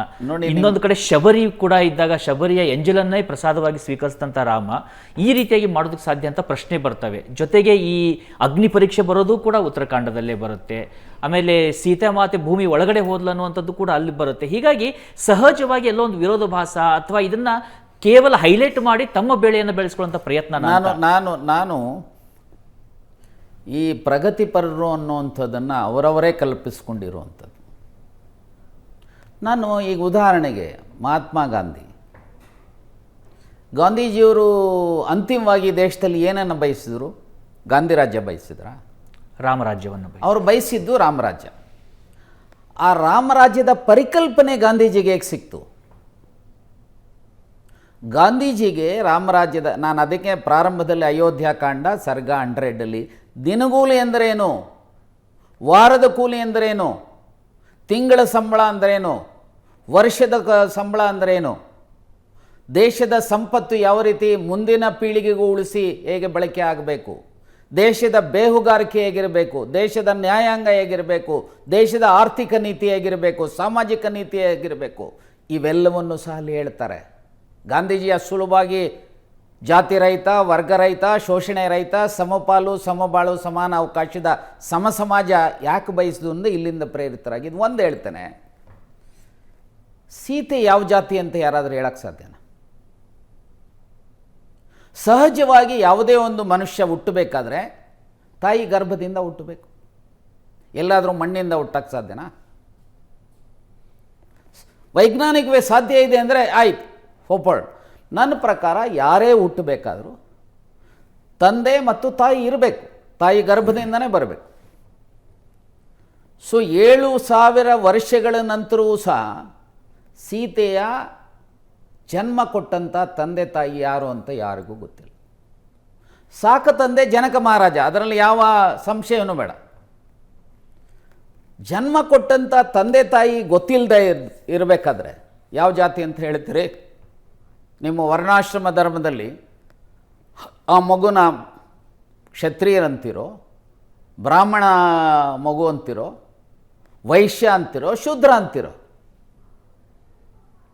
ಅರೆ, ಮಹರ್ಷಿ ವಾಲ್ಮೀಕಿ ಸೀತೆಯ ಮೂಲಕ ಸ್ಪಷ್ಟ ಸಂದೇಶ ಇದೆ, ಜಾತಿ ಮುಖ್ಯ ಅಲ್ಲ, ಗುಣ ಮುಖ್ಯ, ಅವರ ಬದುಕಿನ ಆದರ್ಶಗಳು ಮುಖ್ಯ. ಆಕೆಯ ಬದುಕಿನಲ್ಲಿದ್ದಂಥ ಆದರ್ಶಗಳೇನಿದ್ದಾವೆ, ಹಾಗಾಗಿ ಸೂರ್ಯಚಂದ್ರರಿರೋಗೂ ಸಹ ಸೀತೆ ರಾಮ ಲಕ್ಷ್ಮಣ ಆಂಜನೇಯನ ಜೊತೆಯಲ್ಲಿ ಶಾಶ್ವತವಾಗಿ ಉಳಿತಾಳೆ ಆಕೆ. ಸೊ ಇವತ್ತೇನಾಗಿದೆ, ಈಗ ಆಯಿತು ಶಬರಿ ನಾಯಕರ ಹೆಣ್ಮಗಳು, ಅಷ್ಟೇ ಯಾಕೆ ಮಹರ್ಷಿ ವಾಲ್ಮೀಕಿ ನಾಯಕರು. ಆ ಗಂಗಾ ನದಿಯನ್ನು ದಾಟಿಸೋದಕ್ಕೆ ಸಹಾಯ ಮಾಡಿದಂಥವ ಬೆಸ್ತರೋನು. ಸೊ ಹಾಗೆ ಈ ಅವರಿಗೆ ಯುದ್ಧ ಸಹಾಯ ಮಾಡಿದಂಥವ್ರು ಯಾರು? ಪ್ರಾಣಿಗಳ ರೂಪದಲ್ಲಿದ್ದಂಥವ್ರು. ಅರೆ, ಯಾರೋ ಒಬ್ಬ ಶಂಭೂಕ ತಲೆ ಕೆಳಗಾಗಿ ತಪಸ್ಸು ಮಾಡ್ತಾ ಇದ್ದ. ಅವ ಒಬ್ಬ ಬ್ರಾಹ್ಮಣ ಬಂದು ರಾಜನ ಮುಂದೆ ಒಂದು ರೀತಿ ಧರಣಿ ಮಾಡ್ತಾ ಇದ್ದ. ಆಗ ನಾರದರು ಬಂದರು. ಆವಾಗ ಅವ್ರು ಹೇಳಿದ್ರು, ಈ ರೀತಿಯಲ್ಲಿ ಒಬ್ಬ ಶೂದ್ರ ತಪಸ್ಸು ಮಾಡ್ತಾ ಇದ್ದಾನೆ, ಅವ್ರು ಹೋಗಿ ಅವರ ತಲೆಯನ್ನು ಕತ್ತರಿಸಿದ್ರು ಅನ್ನುವಂಥ ಒಂದೇ ಒಂದು ಇದನ್ನು ಇಟ್ಟುಕೊಂಡು ಇವರಲ್ಲಿ. ಈಗ ನೀವೇ ಹೇಳಿದಾಗೆ ಈ ಉತ್ತರಾಖಂಡದ ಬಗ್ಗೆ ಡೌಟ್ಗಳಿದ್ದಾವೆ ಅನ್ನುವಂಥದ್ದು ಇದೆ. ಹೀಗೆ ಯಾವ ಕೃತಿನಲ್ಲಿ, ನಾನು ಹೆಸರುಗಳು ಹೇಳಿ ಅವರನ್ನು ಸಣ್ಣವರಾಗಲಿ ದೊಡ್ಡವರಾಗಲಿ ಮಾಡಲಿಕ್ಕೆ ಹೋಗೋದಿಲ್ಲ, ಬರೆದಿರುವಂಥ ಯಾವ ಕೃತಿಗಳಲ್ಲಿ ಈ ರೀತಿಯ ಎರಡೂ ಮುಖಗಳಲ್ಲಿ ಚರ್ಚೆ ಮಾಡುವಂಥ ವಿಚಾರಗಳಿಲ್ಲ. ಆದರೆ ಅಂತಿಮವಾಗಿ ನಾವು ಒಬ್ಬ ವ್ಯಕ್ತಿಯಲ್ಲಿ 100ಕ್ಕೆ 100% ಎಲ್ಲ ಸರಿನೇ ಇದೆ ಅಂತ ಹೇಳಕ್ಕೆ ಸಾಧ್ಯನಾ? ಸೊ ಎಲ್ಲೋ ಒಂದು ಕಡೆ ನಾವು ಯಾವ ದೃಷ್ಟಿಕೋನದಲ್ಲಿ ನೋಡ್ತೀವಿ ಅನ್ನೋದ್ರ ಮೇಲೆ ನಮ್ಮ ಅನಿಸಿಕೆಗಳು ಬರ್ತವೆ. ಆ ಶಂಭೂಕನ ಒಂದು ಕಥೆಯನ್ನು ಅಥವಾ ಶಂಭೂಕನ ಒಂದು ಆ ಸಂದರ್ಭವನ್ನು ಇಟ್ಟುಕೊಂಡು ಇಡೀ ರಾಮಾಯಣವೇ ಸರಿ ಇಲ್ಲ ಅನ್ನೋವಂಥ ವಾದ ಮಾಡೋದಿದೆಯಲ್ಲ, ಇದು ಮೂರ್ಖತನದ ಪರಮಾವಧಿ. ಇದು ಒಂದು. ಎರಡನೇದು, ರಾಮಾಯಣ ನಡೆದಿದೆಯಲ್ಲ ಕಾಲ್ಪನಿಕ ಅನ್ನೋವಂಥ ಮಾತಿದ್ದಾರಲ್ಲ, ದಯಮಾಡಿ ಹೇಳ್ರಿ, ಈ ದೇಶದಲ್ಲಿ ಕನ್ಯಾಕುಮಾರಿಯಿಂದ ಕಾಶ್ಮೀರದವರೆಗೂ, ಅಷ್ಟೇ ಅಲ್ಲ ಈವನ್ ಭಾರತದ ಆಚೆಗೂ ಸಹ 64 ರಾಷ್ಟ್ರ 56 ದೇಶಗಳಿದ್ವು ಅನ್ನುವಂಥದ್ದನ್ನು ಏನು ಹೇಳ್ತಾರೆ. ಯಾವ ಊರಲ್ಲಿ ರಾಮನ ಮಂದಿರ ಇಲ್ಲ, ಯಾವ ಊರಲ್ಲಿ ಆಂಜನೇಯನ ಮಂದಿರ ಇಲ್ಲ, ಯಾವ ಊರಲ್ಲಿ ರಾಮ ಲಕ್ಷ್ಮಣ ಸೀತೆ ಹೆಸರಿಲ್ಲದೆ ಇರೋವಂಥ ಜನ ಇದ್ದಾರೆ? ಕಾಲ್ಪನಿಕ ಅಂತ ಹೇಳಿದ್ರೆ ಈಗ ನಿಮಗೆ ಎಲ್ಲ ಈಗ ರಾಮೇಶ್ವರದ ಕುರುಹು ಇದೆ, ಆ ರಾಮಾಯಣದಲ್ಲಿ ಪ್ರಸ್ತಾಪ ಮಾಡಿರೋ ಅದೇ ನದಿಗಳು, ಅದೇ ಗಂಗಾ ನದಿ, ಅದೇ ಕಾವೇರಿ ಮಾರ್ಗ, ಅದೇ ಮಾರ್ಗ, ಅದೇ ಊರುಗಳು, ಅದೇ ನದಿಗಳು. ಸೊ ಹಾಗಾದರೆ ಕಾಲ್ಪನಿಕ ಹೇಗಾಗುತ್ತೆ? ಗೋದಾವರಿಯಿಂದ ದಕ್ಷಿಣ ಮಾರ್ಗವಾಗಿ ಹೋದಂಥ ಸಂದರ್ಭದಲ್ಲಿ ಈ ಪಂಪಾ ಸರೋವರದ ಹತ್ರ ಶಬರಿ ಸಿಗ್ತಾಳೆ, ಅಲ್ಲಿ ಆಂಜನೇಯ ಸಿಗ್ತಾನೆ, ವಾಲಿ ಸುಗ್ರೀವರ ಸಾಮ್ರಾಜ್ಯ ಅದು, ಇವೆಲ್ಲವನ್ನೂ ಸಹ ಹೇಳುವಂಥ ಕಾಲ್ಪನಿಕ ಹೇಗಾಗುತ್ತೆ? ನಾನು ಅದಕ್ಕೆ ಹೇಳಿದ್ದು, ಎಲ್ಲಿ ಈ ಒಂದು ಕಿಷ್ಕಿಂಧೆ ಹತ್ರ ಅವತ್ತಿನ ಕಾಲಘಟ್ಟದಲ್ಲಿದ್ದಂಥ ಶಬರಿ ಅಂದರೆ ವಾಲ್ಮೀಕಿ ಸಮಾಜದ ಅಥವಾ ನಾಯಕ ಸಮಾಜದ ಹೆಣ್ಣುಮಗಳು, ಅವರ ಜನಾಂಗ ಇವತ್ತಿಗೂ ಅಲ್ಲಿದೆ. ವಾನರ ಸೈನ್ಯ ಅವತ್ತಿತ್ತು ಅಂಥೇಳಿ 100 ಕೋಟಿ ಸೈನ್ಯ ಅಲ್ಲಿಂದ ಹೋಯಿತು ಅಂತ ಹೇಳ್ತಾರೆ. ಅಲ್ಲಿಯ ಮಹರ್ಷಿ ವಾಲ್ಮೀಕಿ ಅಲ್ಲಿಯ ಪರಿಸರದ ಬಗ್ಗೆ, ಅಲ್ಲಿಯ ಗಿಡ ಮರಗಳ ಬಗ್ಗೆ ಅಷ್ಟೇ ಅಲ್ಲ, ಆ ಪುಷ್ಪಕ ವಿಮಾನದ ಮೇಲೆ ನಿಂತಾಗ ಕೆಳಗಡೆ ಹೇಗೆ ಕಾಣಿಸುತ್ತೆ ಅನ್ನೋದನ್ನು ಕೂಡ ಹೇಳ್ತಾರೆ, ಡಿಸ್ಕ್ರಿಪ್ಷನ್ ಬರುತ್ತೆ. ಸೊ ಹೀಗಿರಬೇಕಾದ್ರೆ ಸೊ ಕಾಲ್ಪನಿಕ ಅಂತ ಹೇಳ್ತಾರೆ ಅಂತಂದರೆ ಏನು ಹೇಳುವಂಥದ್ದು? ನನಗೆ ಅಂದರೆ ಎಲ್ಲೋ ಒಂದು ಕಡೆ ಇವರಿಗೆ ಈ ಸಂಕುಚಿತ ಭಾವನೆ ಇದೆಯಲ್ಲ, ಅದರಿಂದ ಆಚೆ ಬಂದಿಲ್ಲ. ಅಥವಾ ಪ್ರಚಾರ ಸಿಗುತ್ತೆ ಅನ್ನುವಂಥ ಗೇಳ. ಕೆಲವರಿಗೆ ಏನಾಗಿದೆ, ಎರಡೂ ಇರ್ಬೋದು. ಕೆಲವರಿಗೆ ನಾವು ಅನೇಕ ಜನರ ಭಾವನೆಗಳ ಜೊತೆಯಲ್ಲಿ ಚೆಲ್ಲಾಟ ಆಡಿದ್ರೆ, ನಂಬಿಕೆಗಳ ಜೊತೆಯಲ್ಲಿ ಚೆಲ್ಲಾಟ ಆಡಿದ್ರೆ ನಮಗೆ ಸುಲಭವಾಗಿ ಪ್ರಚಾರ ಸಿಗುತ್ತೆ ಅನ್ನುವಂಥವ್ರು ಕೆಲವರು ಭಾವನೆಗಳು ಇರ್ಬೋದು. ಅಥವಾ ಅವರಿಗೆ ಗೊತ್ತಿಲ್ಲದೇನೆ ಇಗ್ನೋರೆನ್ಸ್ನಿಂದನೂ ಸಹ ಮಾತನಾಡುವಂಥವ್ರು ಇರ್ಬೋದು. ಆದರೆ ಅವರೇ ಸಂವೇದನೆಗಳ ಬಗ್ಗೆ ಮಾತನಾಡ್ತಾರೆ, ಮಾನವ ಹಕ್ಕುಗಳ ಬಗ್ಗೆ ಹೋರಾಟವನ್ನು ಮಾಡ್ತೀನಿ ಅಂತಾರೆ. ಈಗ ಮಾನವ ಹಕ್ಕುಗಳ ಬಗ್ಗೆ ಮಾತನಾಡಬೇಕಾದ್ರೆ ನಮ್ಮ ಭಾವನೆಗಳು ನಮ್ಮ ಹಕ್ಕುಗಳಲ್ವಾ? ನಮ್ಮ ನಂಬಿಕೆಗಳು ನಮ್ಮ ಹಕ್ಕುಗಳಲ್ವಾ? ನಮ್ಮ ಭಾವನೆಗಳ ಜೊತೆಯಲ್ಲಿ ನಮ್ಮ ನಂಬಿಕೆಗಳ ಜೊತೆಯಲ್ಲಿ ಚೆಲ್ಲಾಟ ಆಡ್ತಾರೆ ಅಂತ ಹೇಳಿದ್ರೆ ಅದು ನಮ್ಮ ಮೇಲೆ ದಾಳಿ ಅಲ್ವಾ? ಅದು ಇದರ ಅರಿವಾದರೂ ಇರಬೇಕಲ್ವ ಈ ಸೋಕಾಲ್ಡ್ ಇಂಟೆಲೆಕ್ಚುಯಲ್ಸ್ ಅನ್ನೋವಂಥವ್ರು, ವಿಚಾರವಂತರು ಅನ್ನೋವಂಥವ್ರು. ಸೊ ಇದನ್ನು ಇಲ್ಲದೆ ಸುಮ್ಮನೆ ಈಗ ನಾನು ಜಸ್ಟ್ ಒಂದು ಉದಾಹರಣೆಗೆ ಹೇಳ್ತೇನೆ. ಕೆಲವರು ನಾವು ಹಿಂದೂಗಳು ಆಗಿರೋದಿಲ್ಲ, ಹಾಗಾಗಿ ನಾವು ಬುದ್ಧಿಸಮ್ ಸೇರ್ತೀವಿ, ಬುದ್ಧ ಎಲ್ಲಾದರೂ ನಾನು ಹಿಂದೂ ಅಲ್ಲ ಅಂತ ಹೇಳಿದ್ದಾರೆ. ಬುದ್ಧನ ಅನುಯಾಯಿಗಳು ಯಾರಾದರೂ ಸಹ ನಾವು ಹಿಂದೂಗಳಲ್ಲ ಅನ್ನೋಂಥದ್ದನ್ನೆಲ್ಲ ಎಲ್ಲಾದರೂ ಹೇಳಿದ್ದಾರೆ. ಇನ್ಫ್ಯಾಕ್ಟ್ ಅಂಬೇಡ್ಕರ್ ಬರೆದಿರುವಂಥ ಸಂವಿಧಾನದ ಮೇಲೆ ನಮ್ಮ ರಾಷ್ಟ್ರದ ಸುಪ್ರೀಂ ಕೋರ್ಟ್ ಇಂಟರ್ಪ್ರಿಟ್ ಮಾಡಬೇಕಾದ್ರೆ Hindutva is not a religion, it is a way of life which includes Buddhists, Jains, Sikh and Hindus ಅಂತ ಹೇಳ್ತಾರೆ. ಆದರೆ ಕೆಲವರೇ ನಾವು ಹಿಂದೂಗಳೇ ಅಲ್ರಿ ಅಂತಾರೆ. ಏನು ಹೇಳುವಂಥದ್ದು? ಸೊ ಹೀಗಾಗಿ ಏನಾಗಿದೆ ಅಂತ ಹೇಳಿದ್ರೆ ಅನೇಕರು ತಿಳ್ಕೊಂಡು ಹೇಳ್ತಾರೋ, ನೀವು ಹೇಳಿದಾಗೆ ಪ್ರಚಾರಕ್ಕೋಸ್ಕರ ಹೇಳ್ತಾರೋ ನನಗೆ ಗೊತ್ತಿಲ್ಲ. ಅನೇಕರು ಪಾಪ ಬುದ್ಧನ ಬಗ್ಗೆ ಬಹಳ ಗೌರವವನ್ನು ತೋರಿದಂಥವರಿದ್ದಾರೆ. ಬುದ್ಧ ಈ ಸಮಾಜಕ್ಕೋಸ್ಕರ ಎಲ್ಲವನ್ನು ತ್ಯಾಗ ಮಾಡಿದ ಮಹಾನ್ ಭಾವ. ರಾಷ್ಟ್ರ ತ್ಯಾಗ ಮಾಡ್ದ, ಸಂಪತ್ತು ತ್ಯಾಗ ಮಾಡ್ದ, ಸಂಸಾರ ತ್ಯಾಗ ಮಾಡ್ದ. ಆದರೆ ಈಗ ಅವರ ಹೆಸರು ಹೇಳೋವಂಥವ್ರು ಎಲ್ಲರೂ ಅಂತ ನಾನು ಹೇಳಕ್ಕೆ ಹೋಗೋದಿಲ್ಲ, ಬಹುತೇಕರು ಏನಪ್ಪ ಇವೆಲ್ಲವನ್ನೂ ಗಳಿಸುವಂಥವ್ರೆ. ಸೊ ಹಾಗೆ ವಿಶ್ಲೇಷಣೆ ಮಾಡಬೇಕಾದ್ರೆ ಅಥವಾ ಅವ್ರ ಬಗ್ಗೆ ಭಾವನೆಗಳನ್ನು ವ್ಯಕ್ತ ಮಾಡಬೇಕಾದ್ರೆ ಬಹುಶಃ ನಿರ್ವಿಕಾರ ಭಾವನೆಯಿಂದ ನೋಡಬೇಕಾಗುತ್ತೆ. ಅದಿಲ್ದು ಪ್ರಚಾರ ಪ್ರಿಯರಾಗೋ, ಅದಿಲ್ಲದೆ ಇಗ್ನೋರೆನ್ಸ್ ಇದ್ದನೋ ಮಾತನಾಡೋದಿದೆಯಲ್ಲ, ಇದು ಕೋಟ್ಯಾಂತರ ಜನರ ಭಾವನೆಗಳ ಜೊತೆಯಲ್ಲಿ ಚೆಲ್ಲಾಟ ಆಡ್ತಕ್ಕಂಥದ್ದು. ಇದು ಯಾರಿಗೂ ಸಹ ಶೋಭೆ ತರೋದಲ್ಲ.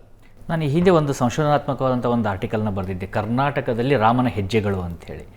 ಬಹುತೇಕವಾಗಿ ಹಳ್ಳಿಯಲ್ಲೂ ಕೂಡ ಎಲ್ಲೆಲ್ಲಿ ಹೋಗಿದ್ದಾರೆ ಅನ್ನೋದಕ್ಕೆ ರಾಮ ಇಲ್ಲಿ ಬಂದಿದ್ದ ಅನ್ನೋಂಥದ್ದು ಈ ಜನ್ರೇಷನಲ್ ಮೆಮೊರಿಯಲ್ಲಿ ಕೂತ್ಕೊಂಡಿರೋವಂಥದ್ದು. ಅದು ಯಾವುದೇ ಲೇಖನದಲ್ಲೋ ಅಥವಾ ಯಾವುದೋ ಕಾಗದ ಪತ್ರದಲ್ಲಿ ಇದೆಯೋ ಇಲ್ಲೋ ಗೊತ್ತಿಲ್ಲ, ಆದರೆ ಜನ್ರೇಷನಲ್ ಮೆಮೊರಿ ಏನಿದೆ, ಇಲ್ಲಿ ಬಂದಿದ್ದ, ಇಲ್ಲಿ ಹೀಗೆ ಆಗಿತ್ತು, ಇಲ್ಲಿ ಪೂಜೆ ಮಾಡಿದ್ದ ಅನ್ನುವಂಥದ್ದು. ಅಷ್ಟೆಲ್ಲ ಜನ್ರೇಷನಲ್ ಮೆಮೊರಿಗಳು ಕೂಡ ಸುಳ್ಳಾಗ್ತವೆ. ನೋಡಿ ನಿಮಗೆ ಈಗ ನಾನು ಸಿದ್ಧಗಂಗಾ ಸ್ಟೂಡೆಂಟ್. ಅಲ್ಲೊಂದು ಹತ್ತಿರದಲ್ಲಿ ಒಂದು ನಾಮಚಿಲುಮೆ ಅಂತ ಇದೆ, ದೇವರಾಯನದುರ್ಗದ ಕಾಡಿನ ಮಧ್ಯೆ ಇರುವಂಥದ್ದು. ಆ ರಾಮ ನಾಮ ಇಟ್ಕೊಳ್ಳಿಕ್ಕೋಸ್ಕರ ನೀರು ಬೇಕು ಅಂಥೇಳಿ ಅಲ್ಲಿ ಬಾಣ ಹಾಕದಂಥ ಸಮಯದಲ್ಲಿ ನೀರು ಚಿಮ್ಮಿದಂಥದ್ದು. ಇದೇನು ಇವತ್ತಲ್ಲ, ಅನೇಕ ನೂರಾರು ವರ್ಷಗಳಿಂದ ಜನರ ನಂಬಿಕೆ ಅದು. ಆದರೆ ಅದಕ್ಕೆ ಒಬ್ಬೊಬ್ಬರು ಒಂದೊಂದು ರೀತಿಯಲ್ಲಿ, ಅಲ್ಲಿ ರಾಮದೇವರ ಬೆಟ್ಟ ಅಂತ ಇದೆ, ನಾಮಚಿಲುಮೆ ಅಂತ ಇದೆ, ಹೀಗೆ ಅನೇಕ ನೀವು ಎಲ್ಲಿಗೆ ಹೋದ್ರೂ ಸಹ ರಾಮನ ಪಾದಗಳಿರ್ಬೋದು, ಅಥವಾ ಸೀತೆಯನ್ನು ರಾವಣ ಎತ್ತುಕೊಂಡು ಹೋದಂಥ ಸಂದರ್ಭದಲ್ಲಿ ಆಕೆಯ ಗುರುತುಗಳನ್ನು ಬಿಟ್ಟು ಹೋಗಿರುವಂಥದ್ದು, ಜಟಾಯು ಪಕ್ಷಿ ಅವನ ಜೊತೆಯಲ್ಲಿ ನಡೆದಂಥ ಸಂಘರ್ಷ, ಇವೆಲ್ಲದ ಈ ರೀತಿ ಅನೇಕ ಕುರುಹುಗಳಿದ್ದ. ಅದನ್ನು ಹೇಗೆ ನೀವು ಇಲ್ಲ ಅಂತ ಒಂದನ್ನು ನೀವೆಲ್ಲೋ ಇಲ್ಲ ಅಂತ ಅಲ್ಲಿಗೆಳಿಬೋದು. ಆದರೆ ನೂರಾರು ಸಾವಿರಾರು ಲಕ್ಷಾಂತರ ಕುರುಹುಗಳಿದ್ದಾವಲ್ಲ, ಇದನ್ನು ಹೇಗೆ ನೀವು ಅಲ್ಲಿಗೆಳಿತೀರಿ? ಇದು ಸುಮ್ಮನೆ ವಾದಕ್ಕೋಸ್ಕರ ವಾದ ಮಾಡ್ತೀವಿ ಅಂತ ಹೇಳಿದರೆ ಯಾರೂ ಏನೂ ಹೇಳೋಕ್ಕಾಗೋದಿಲ್ಲ. ಒಂದೊಂದು ಸರಿ ನಡೀತವೆ. ಸೊ ಎಲ್ಲಿವರೆಗೂ ಕೇಳೋವಂಥವ್ರು ಇರ್ತಾರೋ, ಪ್ರಶ್ನೆ ಮಾಡದೆ ಇದ್ದಾಗ ಈ ರೀತಿಯ ಉದ್ದಟತನಗಳು ನಡೀತವೆ. ನೀವು ಮೊನ್ನೆ ಒಂದು ತುಂಬ ಚೆನ್ನಾಗಿರೋ ಮಾತು ಹೇಳಿದ್ರಿ, ಓದೋದಿಲ್ಲ ಅಂತ, ಮೂಲ ಗ್ರಂಥಗಳನ್ನು ಓದೋದಿಲ್ಲ. ಸೊ ಇದು ಏನಾಗುತ್ತೆ ಅಂತ ಹೇಳಿದ್ರೆ, ಸೊ ನಮ್ಮ ಕಡೆ ಮಧ್ಯಾಹ್ನಕ್ಕೆ 3 ಮೊಳ ನೇದ್ರು ಅಂತ ಹೇಳ್ತಾರೆ. ಮಾರ್ಕೆಟ್ಗೆ ಹೋಗಬೇಕು, 3 ಮೊಳ ನೇದು ತೊಗೊಂಡೋಗಿ ಮಾರಾಟ ಮಾಡಿ ಎಷ್ಟು ಬೇಕು ಮನೆಗೆ ಅಷ್ಟು ತಂದು. ಹಾಗೆ ಕೆಲವರಿಗೆ ಅವತ್ತಿಗೆ ಏನು ಹೇಳಬೇಕು ಅದರ ಬಗ್ಗೆ ಎಷ್ಟು ಬೇಕೋ ಅಷ್ಟು ತಿಳ್ಕೊಂಡು ಹೋಗಿ ಹೊಡೆದಿದ್ದೆ ಅಂತ. ಈಗ ನಿಮಗೆ ಗೊತ್ತಿಲ್ಲ ಅಂದರೆ, ಸೊ ಗೊತ್ತಿಲ್ಲ ಅನ್ನೋ ಭಾವನೆ ಇರಬೇಕು. ಅದನ್ನು ಬಿಟ್ಟು ಮನಸ ಇಚ್ಛಾ ಏನಂದರೆ ಏನು, ಸೊ ನಮ್ಮಲ್ಲಿ ಒಬ್ಬೊಬ್ಬರು ನಾವು ಬೆಳಗ್ಗೆ ಎದ್ದು ಸಿದ್ಧಗಂಗಾ ಮಠದಲ್ಲಿ ಈ ಅಮರಕೋಶ ಓದ್ತಾರೆ. ಮನುಷ್ಯ ಮಾನುಷ ಮತ್ಯ ಮನುಜ ಮಾನವ ನರ ಅಂತ ಇದೆ. ಸೊ ಅದಕ್ಕೆ ಇನ್ನೊಬ್ಬರು ಬೇರೆ ರೀತಿಯಲ್ಲಿ ನಾನು ಆ ಪದಗಳನ್ನು ಬಳಸೋಕ್ಕೆ ಹೋಗೋದಿಲ್ಲ, ಯಾಕಂದರೆ ಅದು ರಾಂಗ್ ಮೆಸೇಜ್ ಹೋಗುತ್ತೆ ಅಂಥೇಳಿ. ಯಾರು ನಮ್ಮ ಸ್ವತ್ತು ಅಂತ ಹೇಳಿ ಭಾವಿಸ್ಕೊಂಡಿದ್ದಾರೋ ದೇವನಾಗರಿ ಲಿಪಿಯನ್ನು, ಆ ವರ್ಗದಿಂದ ಬಂದಂಥವರೇ ಕೆಟ್ಟದಾಗಿ ಅದನ್ನು ಇಂಟರ್ಪ್ರಿಟ್ ಮಾಡ್ತಾಯಿದ್ರು. ನಾನು ಸ್ಪಷ್ಟವಾಗಿ ಹೇಳ್ತೇನೆ, ನಾವಿವತ್ತೇನು ಭಾಳ ದೊಡ್ಡ ವೈಜ್ಞಾನಿಕ ಯುಗದಲ್ಲಿದ್ದೀವಿ ಅಂತ ಹೇಳ್ತೀವಿ, ಇದಕ್ಕಿಂತ ಹೆಚ್ಚು ವೈಜ್ಞಾನಿಕ ಯುಗ ಆ ಕಾಲಘಟ್ಟದಲ್ಲಿ ಇತ್ತು ಅನ್ನುವಂಥದ್ದು ನನ್ನ ಭಾವನೆ. ಈ ಉದಾಹರಣೆಗೆ ಶಾರೀರಿಕ ಸಂಬಂಧಗಳು ಇಲ್ಲದೆ ಇವತ್ತು ಮಕ್ಕಳಾಗುವಂಥದ್ದನ್ನು ನಾವು ಎಂಥದ್ದು IUF ಎಂಥದ್ದು IVF ಇದೆ ಇದಲ್ವ. ನೋಡಿ, ಅಲ್ಲಿ ರಾಮ ಲಕ್ಷ್ಮಣ ಭರತ ದಶರಥ ಮತ್ತು ಅವರ 3 ಜನ ಮಡದಿಯರ ಜೊತೆಗೆ ಶಾರೀರಿಕ ಸಂಬಂಧದಿಂದ ಅವರು ಹುಟ್ಟಿದಂಥವರಲ್ಲ. ಕೌಸಲ್ಯ, ಸುಮಿತ್ರ, ಕೈಕೇಯಿ ಪುತ್ರ ಕಾಮೇಷ್ಟಿ ಯಾಗ ಮಾಡಿದಂಥ ಸಂದರ್ಭದಲ್ಲಿ ಆ ಅಗ್ನಿಯಿಂದ ಯಾರೋ ಒಬ್ಬ ಬಂದ, ಅವನು ಒಂದು ಪಾಯಸ ಕೊಟ್ಟ. ಆ ಪಾಯಸವನ್ನು 4 ಭಾಗ ಮಾಡಿದ್ರು. 2 ಭಾಗ ತಗೊಂಡವರಿಗೆ 2 ಮಗು ಆಗುತ್ತೆ, ಒಂದೊಂದು ತಗೊಂಡವರಿಗೆ 1 ಮಗು ಆಗುತ್ತೆ. ಏನನ್ನ ಇದನ್ನು ಹೇಳ್ಬೋದು? ಅಂದರೆ ವೈಜ್ಞಾನಿಕವಾಗಿ ನೋಡಿದಂಥ ಸಂದರ್ಭದಲ್ಲಿ ಅವತ್ತಿನ ಕಾಲಘಟ್ಟದಲ್ಲೇ ಸೊ ಶಾರೀರಿಕ ಸಂಬಂಧಗಳು ಇಲ್ಲದೇನೆ ಮಗು ಎತ್ತಿರತಕ್ಕಂಥ ಉದಾಹರಣೆಗಳು ಇಲ್ಲಿ. ಅಷ್ಟೇ ಅಲ್ಲ, ಇನ್ಕ್ಯುಬೇಟರ್ ಬಗ್ಗೆನೂ ಸಹ ಇನ್ಕ್ಯುಬೇಟರ್ ಸಗರ ಮಹಾರಾಜನ ಕುಟುಂಬದ ಹಿನ್ನೆಲೆಯಲ್ಲಿ ಬಂದಂಥ ಸಮಯದಲ್ಲಿ ಮಕ್ಕಳಿರೋದಿಲ್ಲ. ರಾಜ ಬ್ರಹ್ಮನನ್ನು ಕುರಿತು ತಪಸ್ಸು ಮಾಡಿದಾಗ ಅವನಿಗೆ 2 ಹೆಂಡತಿದ್ದರು. ಅಲ್ಪಾಯುಷಿ ಬೇಕೋ, ಒಂದು ಕಡೆ 60,000 ಅಂತ ಹೇಳ್ತಾರೆ, ಒಂದು ಕಡೆ 60 ಅಂತ ಹೇಳ್ತಾರೆ. ದೀರ್ಘಾಯುಷ್ಯ ಇರುವಂಥ ಮಕ್ಕಳು ಬೇಕು ಅಂಥೇಳಿ. ಆ ದೀರ್ಘಾಯುಷ್ಯ ಆಗಿರುವಂಥ ಮಕ್ಕಳು ಸತ್ತಂಥ ಸಮಯದಲ್ಲಿ ಅವರ ಜನ್ಮ ಆದಂಥ ಒಂದು ಮಗುಗೆ ಮಗು ಹುಟ್ಟಿತು, ಒಂದು ತಾಯಿಗೆ, ಇನ್ನೊಂದು ಮಗುಗೆ ಮಾಂಸದ ಮುದ್ದೆ. ಸೂಲ್ಗಿತ್ತಿ ಏಟು ಹಾಕಿದಾಗ 60 ಭಾಗಗಳಾಗ್ತವೆ. ಅದನ್ನು ಮಣ್ಣಿನ ಕುಡಿಕೆಯಲ್ಲಿ ಆ 60 ಪೀಸಸನ್ನು ಬೆಳೆಸ್ತಾರೆ. ಅಂದರೆ ನಾವು ಇವತ್ತೇನು ಇನ್ಕ್ಯುಬೇಟ್ರಲ್ಲಿ ಇಟ್ಟು ಬೆಳೆಸ್ತೀವಲ್ವಾ, ಇವತ್ತು ನಾವು ಇನ್ಕ್ಯುಬೇಟರ್ ಅಂತ ಹೇಳಿ ಪದ ಬಳಸಿರ್ಬೋದು, ಅವತ್ತಿನ ಮಣ್ಣಿನ ಕುಡಿಕೆಗಳು ಅಂತ ಹೇಳಿ ಬಳಸಿರ್ಬೋದು. ಅಂದರೆ ನಾನು ಯಾಕೆ ಇದನ್ನು ಉದಾಹರಣೆ ಹೇಳಿದೆ ಅಂತ ಹೇಳಿದ್ರೆ, ವೈಜ್ಞಾನಿಕವಾಗಿ ಅವತ್ತು ಹೇಗಿತ್ತು, ಈ ಥರದ ನಾವು ವಿಶ್ಲೇಷಣೆ ಮಾಡ್ತಾ ಹೋದರೆ, ಈ ಥರದ ಚರ್ಚೆ ಮಾಡ್ತಾ ಹೋದರೆ, ಸೊ ಇವತ್ತಿನ ಕಾಲಘಟ್ಟಕ್ಕಿಂತನೂ ಸಹ ಅವತ್ತಿನ ಇದರಲ್ಲಿ ಅನೇಕ ನಮಗಿಂತ ಹೆಚ್ಚು ವೈಜ್ಞಾನಿಕವಾಗಿ ಅನ್ವೇಷಣೆಗಳನ್ನು ಮಾಡಿ ಬಳಸಿರ್ತಕ್ಕಂಥದ್ದನ್ನು ನಾವು ನೋಡಲಿಕ್ಕೆ ಸಾಧ್ಯತೆ. ನಿಜ, ನೀವು ಈ ಸೈಂಟಿಫಿಕ್ ಟೆಂಪರ್ಮೆಂಟ್ ಬಗ್ಗೆ ಹೇಳ್ತಾ ಇದ್ರಲ್ಲ ಸರ್, ಸಾಕಷ್ಟು ವಿಚಾರಗಳು ನೆನಪಾಗ್ತಾ ಹೋಗ್ತವೆ. ಒಂದು ಕಡೆ ಕೌರವರು ಹುಟ್ಟಿರ್ಬೋದು, ಇನ್ನೊಂದು ಕಡೆ ಒಬ್ಬ ಕಾಕುಂಬಿ ಅನ್ನುವಂಥ ರಾಜನ ಕತೆ. ಬಲರಾಮನಿಗೆ ತನ್ನ ಮಗಳನ್ನೇನೋ ಕೊಡ್ತಾನೆ, ಆದರೆ ಆತ ಸತ್ಯಯುಗದಲ್ಲಿ ಇರುವಂಥವನು ಬ್ರಹ್ಮನ ಭೇಟಿಯಾಗೋದಕ್ಕೆ ಹೋಗ್ತಾನೆ. ವಾಪಸ್ ಭೂಮಿಗೆ ಬರೋ ಅಷ್ಟೊತ್ತಿಗೆ ಇಡೀ ಭೂಮಿ ಬದಲಾಗಿ ಹೋಗಿರುತ್ತೆ. ಅದನ್ನೇ ನಾವು ಇಂಟ್ರೆಸ್ಟೆಲ್ಲರ್ ಇಂಗ್ಲೀಷ್ ಮೂವಿಲೂ ಕೂಡ ನೋಡ್ತೀವಿ, ಹಾಲಿವುಡ್ ಮೂವಿಲಿ ನೋಡಿ ನಾವು ಕ್ಲಾಪ್ಸ್ ಆಗ್ತೀವಿ, ಟೈಮ್ ಟ್ರಾವೆಲ್ ಬಗ್ಗೆ ಇತ್ತು ಅಂತ. ಅಂದರೆ ಅವೆಲ್ಲ ವಿಚಾರಗಳು ಯಾವುದೇ ರೀತಿಯಂಥ ಸತ್ಯ ಇಲ್ಲದೇ ಬರೆಯೋದಕ್ಕೆ ಸಾಧ್ಯನಾ ಅಂತೇಳಿ ನೋಡಿ. ಅಲ್ಟಿಮೇಟ್ಲಿ ನಮ್ಮ ದೃಷ್ಟಿಕೋನ ಕರೆಕ್ಟಾಗಿದ್ದರೆ ನಮಗೆ ಸರಿಯಾದಂಥ ಮಾಹಿತಿ ಸಿಗುತ್ತೆ. ನಾವು ಇಲ್ಲ ಈ ಮನುಷ್ಯನ ಅರೆ ಕರಿ ಗಡ್ಡ ಅಲ್ಲಪ್ಪ ಅದು ಬಿಳಿ ಗಡ್ಡ ಅಂತ ಮನಸ್ಥಿತಿ ಇಟ್ಕೊಂಡು ವಾದ ಮಾಡಿದ್ರೆ ಏನು ಹೇಳೋವಂಥದ್ದು?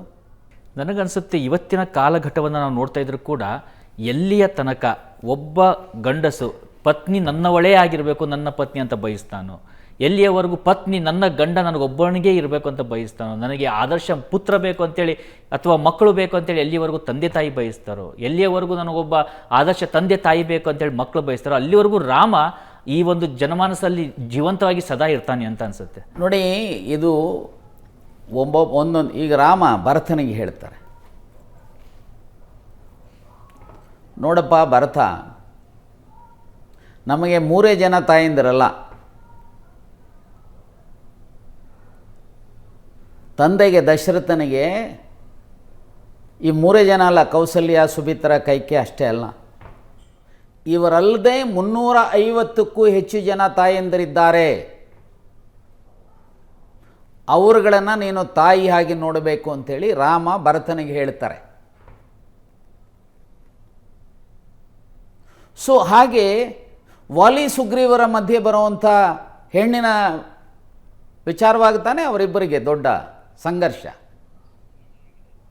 ಸೊ ಹಾಗೆ ರಾಮಾಯಣದಲ್ಲಿ ಒಂದೊಂದು ಕಾಲಘಟ್ಟದಲ್ಲಿ ಒಂದೊಂದು ವ್ಯಕ್ತಿಯಿಂದ ಒಂದೊಂದು ವಿಚಾರವನ್ನು ನಾವು ಮೈಗೂಡಿಸ್ಕೋಬೇಕಾಗತ್ತೆ. ಈಗ ಸೀತೆ ರಾಮನನ್ನು ಅನುಸರಿಸ್ತಾಳೆ, ರಾಮನ ಜೊತೆಯಲ್ಲಿ ಹೋಗ್ತಾಳೆ.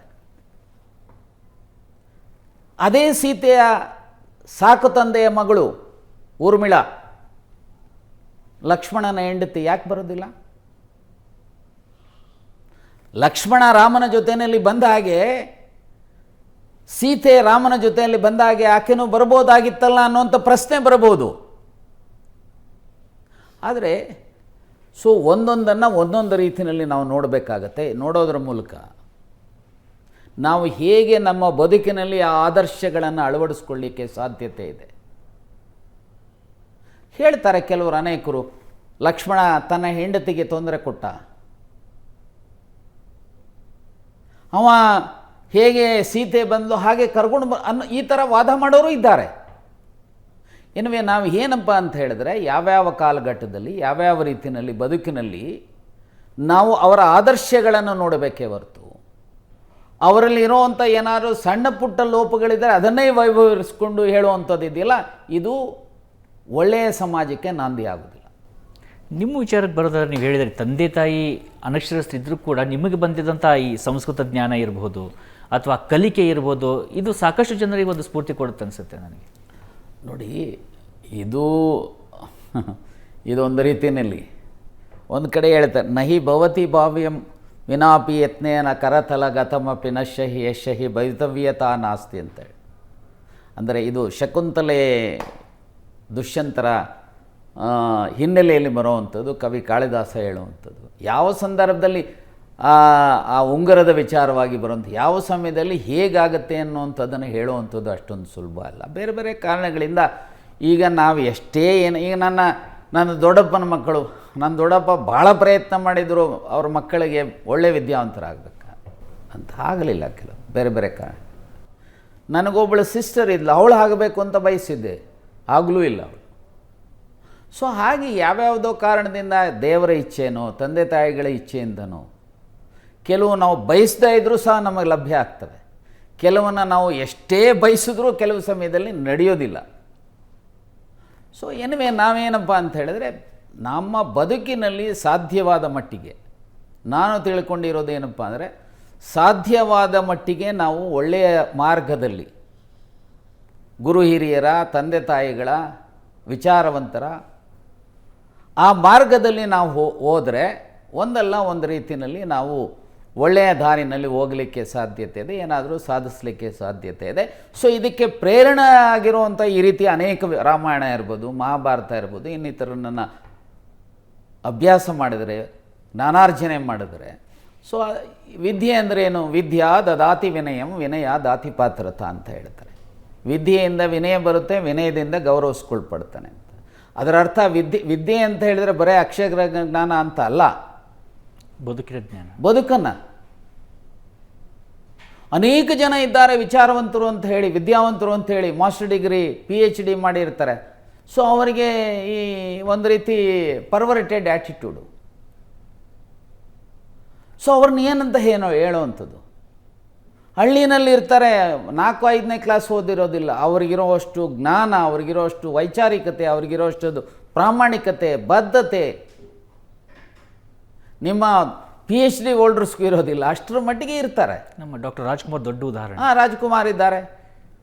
ಈ ರೀತಿ ಅನೇಕ ಜನ ಹಳ್ಳಿಗಳಲ್ಲಿ ನೋಡಬೇಕು. ಎಂತೆಂಥ ಆದರೆ ಅವ್ರಿಗೆ ಮಾರ್ಕೆಟ್, ಅವರ ವೈಚಾರಿಕತೆ ಮಾರ್ಕೆಟ್ ಆಗುವಂಥದ್ದು ಅಂದರೆ ಸಮಾಜಕ್ಕೆ ಗೊತ್ತಾಗುವಂಥ ರೀತಿಯ ಅವಕಾಶಗಳು ಸಿಕ್ಕಿರೋದಿಲ್ಲ. ಆ ರೀತಿ ಅನೇಕರು ಇರ್ತಾರೆ.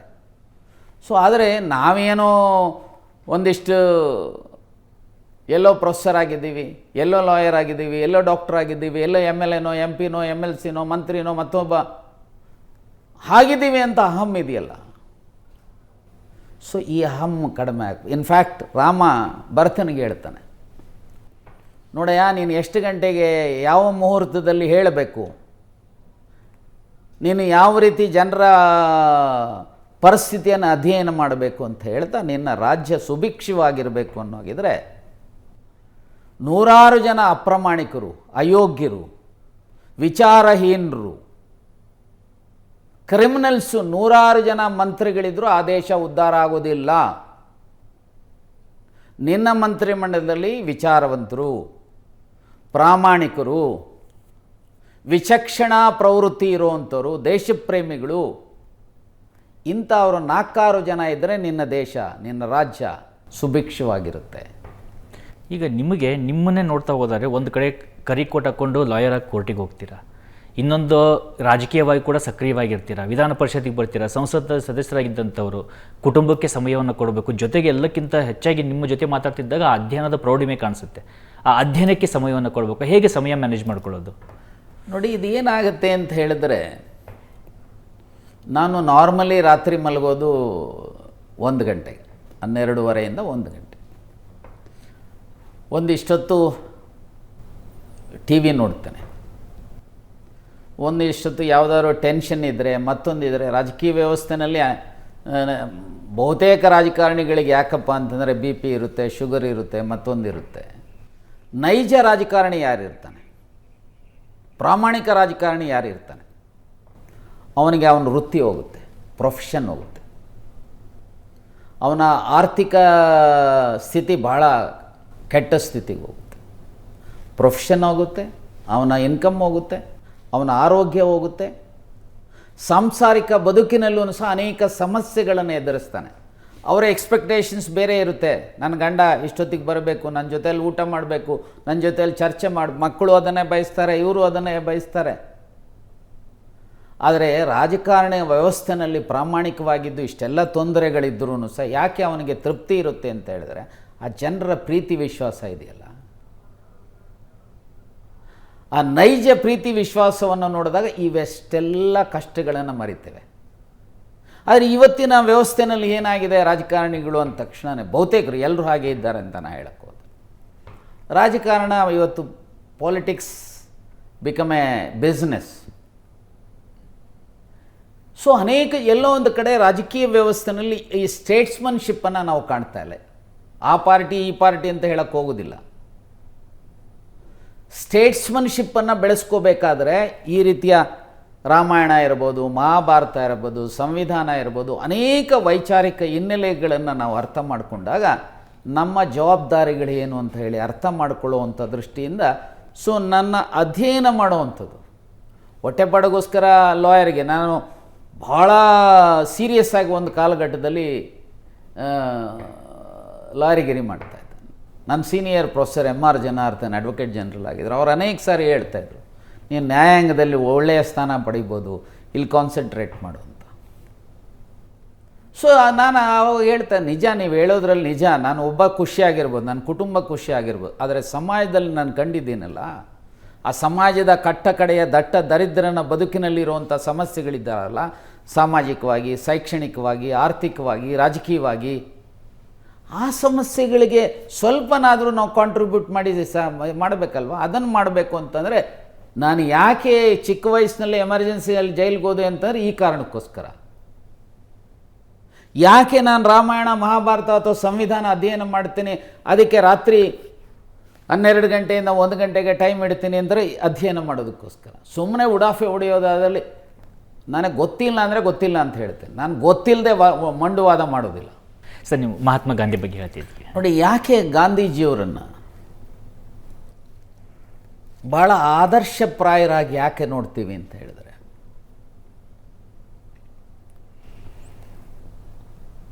ಅವರು ಇಂಗ್ಲೆಂಡಿಂದ ವಾಪಸ್ ಬಂದ ಮೇಲೆ ಬ್ಯಾರಿಸ್ಟರ್ ಆಗಿ ಅಲ್ಲಿ ಇಂಗ್ಲೆಂಡ್ನವರು ಒಂದು ಆಫರ್ ಕೊಡ್ತಾರೆ, ಒಂದು ಫ್ರೀ ಸೀಟ್ ಇದೆ, ಹಾಸ್ಟೆಲ್ ಫೆಸಿಲಿಟೀಸ್ ಇದೆ, ಯಾರನ್ನಾದರೂ ಕಳಿಸಿ ಅಂತ.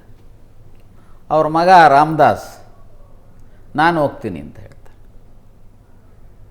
ಗಾಂಧೀಜಿ ಹೇಳ್ತಾರೆ, ಸಾರಿನಪ್ಪ, ನಿಮ್ಮಪ್ಪ ಈಗಾಗಲೇ ಬ್ಯಾರಿಸ್ಟರ್ ಆಗಿದ್ದಾನೆ, ನಿಮ್ಮಪ್ಪನ ಜವಾಬ್ದಾರಿ ಅರ್ನ್ ಮಾಡಿ ನೀನು ಓದಿಸ್ಬೇಕು, ಫ್ರೀ ಸೀಟಿನ ಅವಶ್ಯಕತೆ ನೀನು. ಎರಡನೇದು, ನೀನು ಫ್ರೀ ಸೀಟ್ ತೆಗೆದುಕೊಂಡು ಓದುವಷ್ಟು ಪ್ರೌಢಿಮೆ ನಿನ್ನಲ್ಲಿ ಇಲ್ಲ, ನೀನು ಬೇಡ. ಆ ಪೋರ್ಬಂದರ್ನಲ್ಲಿ ಇಂಥವನಿದ್ದಾನಲ್ಲ, ಅವ್ರ ಮಗ ಇದ್ದಾನಲ್ಲ, ಅವನು ಭಾಳ ಬಡವ ಇದ್ದಾನೆ, ಭಾಳ ವಿಚಾರವಂತ ಇದ್ದಾನೆ, ಭಾಳ ಒಳ್ಳೆಯ ವಿದ್ಯಾರ್ಥಿ, ಅವನು ಕಳಿಸೋಣ ಅಂತೇಳಿ ಕಳಿಸ್ತಾರೆ.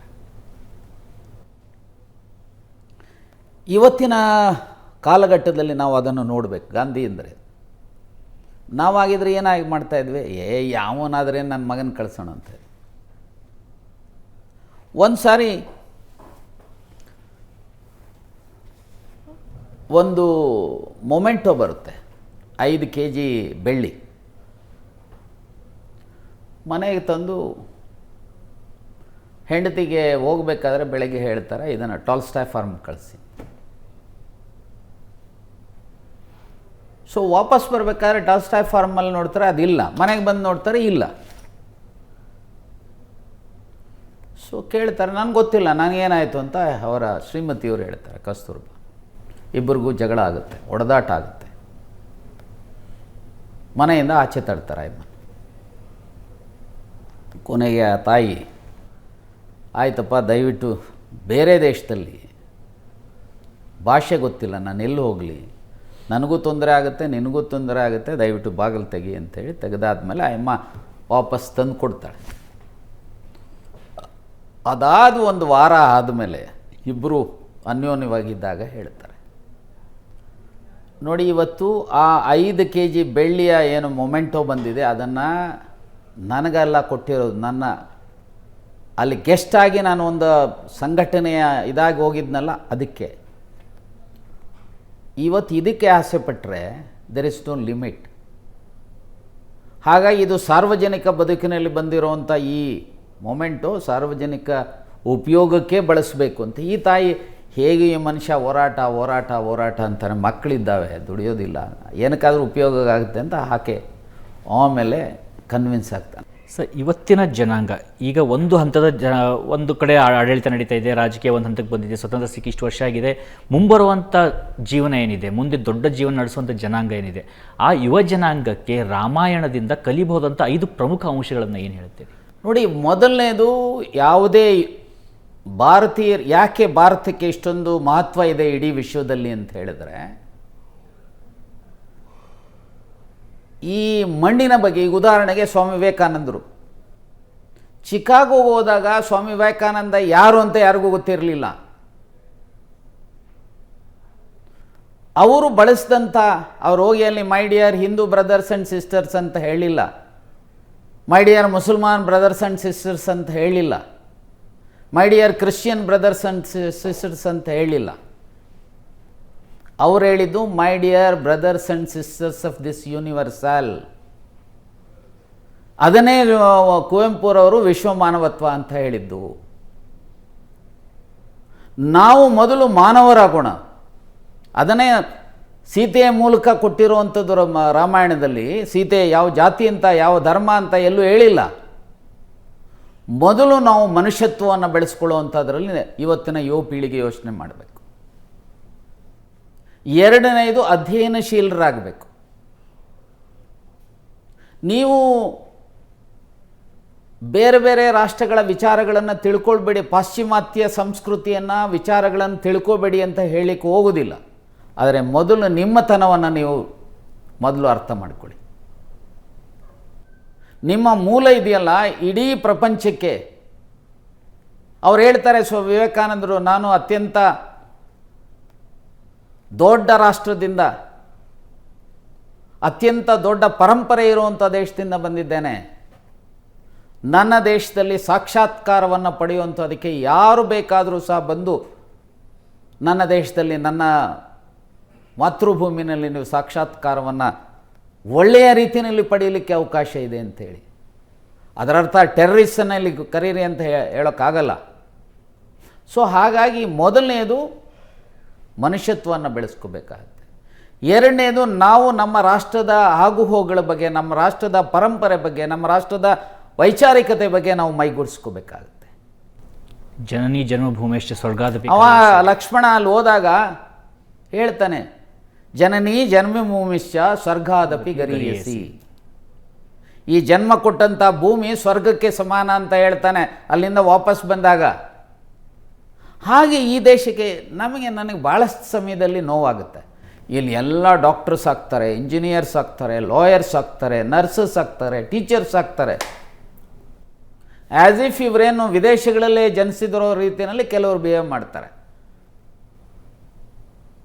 ಹಳ್ಳಿಗೆ ಹೋಗಿ ಸೇವೆ ಮಾಡಿ ಅಂತ ಹೇಳೋದಕ್ಕೂ ಕಾನೂನು ತರಬೇಕಾಯ್ತು. ಸೊ ಎಲ್ಲೋ ಒಂದು ಕಡೆ ನಾವು ಇದನ್ನು ಮೊದಲನೆಯದು ನಾನು ಆಗಲೇ ಹೇಳಿದಾಗೆ ಮನುಷ್ಯತ್ವವನ್ನು ಬೆಳೆಸ್ಕೊಳ್ಳೋದು. ಆ ಮನುಷ್ಯತ್ವದ ವಿವಿಧ ಆಯಾಮಗಳು ಅರ್ಥ ಆಗಬೇಕು ಅಂದರೆ ನಮ್ಮ ದೇಶದ ಸಂಸ್ಕೃತಿ, ಸಂಸ್ಕಾರ, ಪರಂಪರೆ ಇದನ್ನು ಅರ್ಥ ಮಾಡ್ಕೋಬೇಕು. ಅದನ್ನು ಅರ್ಥ ಮಾಡ್ಕೋಬೇಕು ಅಂದರೆ ಈ ದೇಶದ 2 ಕಣ್ಣುಗಳಾಗಿರುವಂಥ ರಾಮಾಯಣ ಮಹಾಭಾರತವನ್ನು ಅಧ್ಯಯನ ಮಾಡಬೇಕು. ಸೊ ಈ ಅಧ್ಯಯನದ ಜೊತೆಗೆ ದೇಶಪ್ರೇಮಿಗಳಾಗಬೇಕು, ಪ್ರಾಮಾಣಿಕರಾಗಬೇಕು.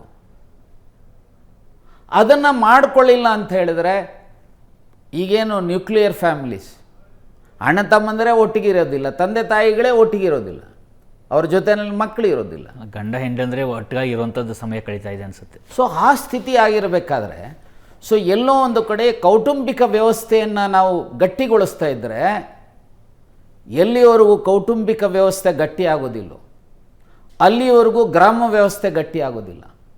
ಎಲ್ಲಿವರೆಗೂ ಗ್ರಾಮ ವ್ಯವಸ್ಥೆ ಗಟ್ಟಿಯಾಗೋದಿಲ್ಲವೋ ಅಲ್ಲಿವರೆಗೂ ಆ ತಾಲೂಕಾಗಲಿ, ಆ ಜಿಲ್ಲೆ ಆಗಲಿ, ಆ ರಾಜ್ಯ ಆಗಲಿ ಗಟ್ಟಿಯಾಗಲಿಕ್ಕೆ ಸಾಧ್ಯತೆ ಇಲ್ಲ. ಈ ಯಾವಾಗ ಕೌಟುಂಬಿಕ ವ್ಯವಸ್ಥೆ ಗಟ್ಟಿಯಾಗುತ್ತೋ ಆವಾಗ ಜನರಲ್ಲಿ ಮನುಷ್ಯತ್ವದ ಭಾವನೆಗಳು ಗಟ್ಟಿ ಆಗ್ತಾ ಹೋಗ್ತವೆ. ಸಿಂಪಲ್ ಆಗಿ ಹೇಳಿದ್ರೆ ಮನೆಯ ಮೊದಲ ಪಾಠಶಾಲೆ, ಜನನಿ ತಾನೇ ಮೊದಲ ಗುರು. ಸೊ ಹಾಗಾಗಿ ಈ ದಿಕ್ಕಿನಲ್ಲಿ ಇವತ್ತಿನ ಪೀಳಿಗೆ ಯೋಚನೆ ಮಾಡದೇ ಇದ್ದರೆ ಆಮೇಲೆ ನನಗೆ ಅನಿಸೋವಂಥದ್ದು ಇವತ್ತಿನ ಶಿಕ್ಷಣ ವ್ಯವಸ್ಥೆನಲ್ಲೂ ಸಹ ಮೌಲ್ಯಗಳ ಬಗ್ಗೆ ಒಂದಿಷ್ಟು ಒತ್ತು ಕೊಡುವಂಥ ಶಿಕ್ಷಣವನ್ನು ಜಾರಿಗೊಳಿಸುವಂಥ ದಿಕ್ಕಿನಲ್ಲಿ ಯೋಚನೆ ಮಾಡಬೇಕಾಗುತ್ತೆ. ಆದರೆ ಅದನ್ನು ಧರ್ಮಗಳ ಹೆಸರಿನಲ್ಲಿ ಸಮಾಜವನ್ನು ಒಡೆಯುವಂಥ ರೀತಿ ಆಗಬಾರ್ದು.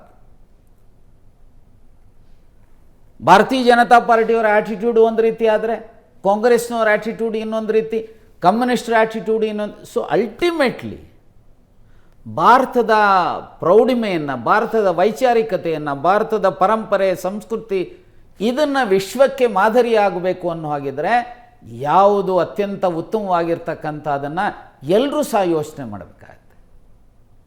ಅದನ್ನು ಮಾಡದೇ ಇದ್ದರೆ ನೋಡಿ, ಎಲ್ಲೋ ಒಂದು ಕಡೆ ಇವತ್ತು ಪ್ರಪಂಚ ಅತಿ ಸಣ್ಣ, world has become A small village.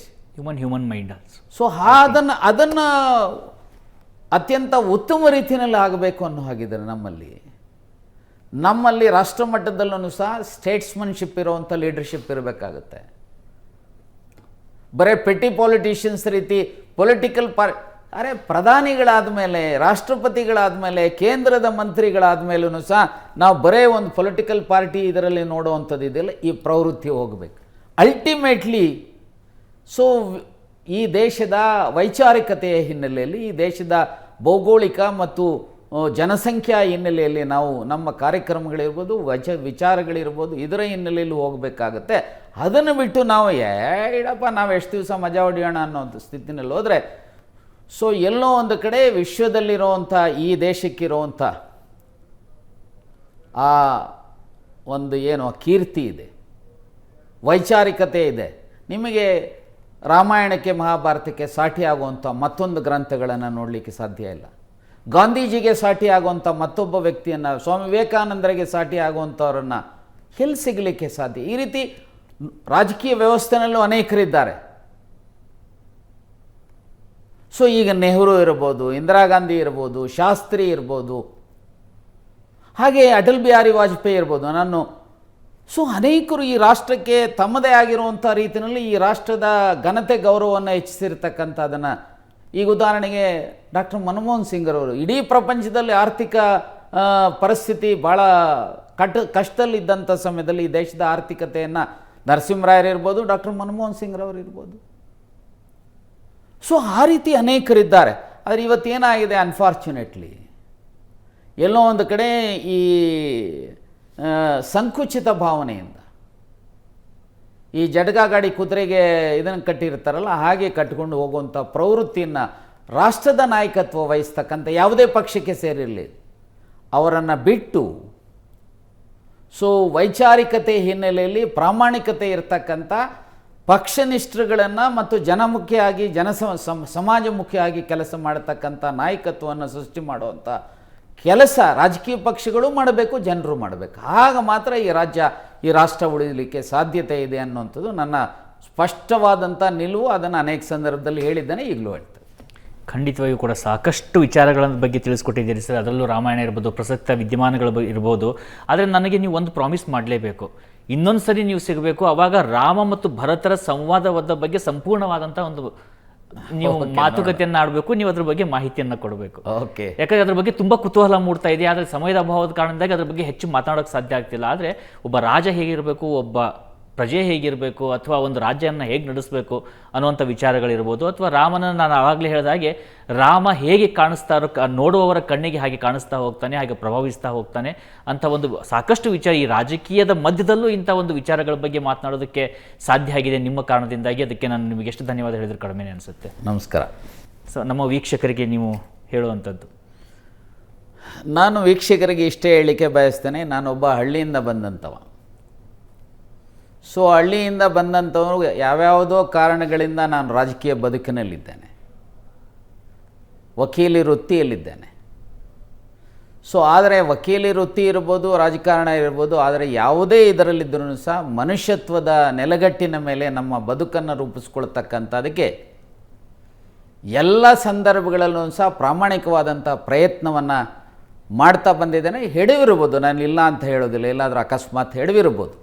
ಆದರೆ ನಾನು ಇಷ್ಟೇ ಹೇಳುತ್ತೇನೆ, ಎಡವಿರುವಂಥದ್ದನ್ನು ಗೊತ್ತಾದಂಥ ಸಂದರ್ಭದಲ್ಲಿ ಅದನ್ನು ತಿದ್ದುಕೊಳ್ತಕ್ಕಂಥ ಪ್ರಯತ್ನವನ್ನು ಸಹ ಮಾಡಬೇಕಾಗತ್ತೆ. ಅದನ್ನು ಸಹ ನಾನು ಮಾಡ್ತಾ ಬಂದಿದ್ದೇನೆ. ಹಾಗೆ ನಾನು ನಿಮ್ಮಿಂದ ಬಯಸೋದಿಷ್ಟೇ, ಈ ಭಾರತೀಯರು ಅಂತ ಅಂದರೆ ಇಡೀ ವಿಶ್ವದಲ್ಲಿ ತನ್ನದೇ ಆಗಿರುವಂಥ ಒಂದು ವಿಶೇಷತೆ ಇದೆ. ಆ ವಿಶೇಷತೆ ನಮ್ಮಲ್ಲಿ ಇರಬೇಕು ಅನ್ನೋ ಹಾಗಿದ್ರೆ ನಮ್ಮ ಪೂರ್ವಿಕರ ಬದುಕಿನ ಹಿನ್ನೆಲೆಯನ್ನು ತೋರ್ತಕ್ಕಂಥ ಅದು ರಾಮಾಯಣ, ಮಹಾಭಾರತ ಇವುಗಳ ಅಧ್ಯಯನ ಆಗೋದ್ರ ಜೊತೆಗೆ ಈಗ ನಮ್ಮ ವ್ಯವಸ್ಥೆಯನ್ನು ಉತ್ತಮ ರೀತಿಯಲ್ಲಿ ನಡೆಸ್ತಕ್ಕಂಥ ಸಂವಿಧಾನ ಇರ್ಬೋದು, ಇದರ ಅಧ್ಯಯನ ಮಾಡೋದ್ರ ಮೂಲಕ ಬಹುಶಃ ಒಳ್ಳೆಯವರಾಗಿ ಕೆಲಸ ಮಾಡಲಿಕ್ಕೆ ಸಾಧ್ಯತೆ ಇದೆ. ಆ ದಿಕ್ಕಿನಲ್ಲಿ ನೀವೆಲ್ಲರೂ ಸಹ ಚಿಂತನಾಶೀಲರಾಗಬೇಕು ಅಂತೇಳಿ ಹೇಳಿಕೆ ಬಯಸ್ತೇನೆ. ವೀಕ್ಷಕರೇ, ನೋಡಿದ್ರಲ್ಲ, ಇಷ್ಟೊತ್ತವರೆಗೂ ಕೂಡ ನಾವು ರಾಮಾಯಣದ ಬಗ್ಗೆ ಸಾಕಷ್ಟು ವಿಚಾರಗಳ ಬಗ್ಗೆ ಮಾತನಾಡಿದ್ವಿ ಮತ್ತು ಪ್ರಸಕ್ತ ವಿದ್ಯಮಾನಗಳ ಬಗ್ಗೆ ಕೂಡ.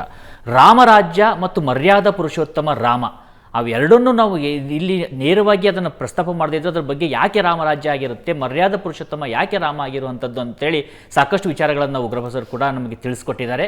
ಇದೇ ರೀತಿಯಾಗಿರ್ತಕ್ಕಂಥ ಸಾಕಷ್ಟು ವಿಚಾರ ಬಗ್ಗೆ ಮಾತನಾಡೋದಕ್ಕೆ ಮತ್ತೊಬ್ಬ ಸಾಧಕರೊಂದಿಗೆ ಈ ಪಾಸಿಟಿವ್ ಪಲ್ಸ್ ಕಾರ್ಯಕ್ರಮದಲ್ಲಿ ನಿಮ್ಮ ಜೊತೆಯಲ್ಲಿ ಜಾಯ್ನ್ ಆಗ್ತಾ ಇರ್ತೀನಿ. ಅಲ್ಲಿವರೆಗೂ ನಿರಂತರವಾಗಿ ನೋಡ್ತಾ ಇರಿ ಸುವರ್ಣ ನ್ಯೂಸ್. ಸುವರ್ಣ ಡಿಜಿಟಲ್ನ ಎಲ್ಲ ಒಂದು ಪ್ಲಾಟ್ಫಾರ್ಮ್ಗಳಲ್ಲೂ ಕೂಡ ಲಭ್ಯ ಇರುವಂಥ ಸುವರ್ಣ ಡಿಜಿಟಲನ್ನು ಕೂಡ ನೀವು ಇದೇ ರೀತಿಯಾಗಿ ಪ್ರೀತಿಸಿ ಮತ್ತು ಪೋಷಿಸ್ತಾ ಇರಿ ಅಂತ ಕೇಳ್ತಾ, ನೋಡ್ತೀರಿ ಸುವರ್ಣ ನ್ಯೂಸ್, ನೇರ, ದಿಟ್ಟ, ನಿರಂತರ.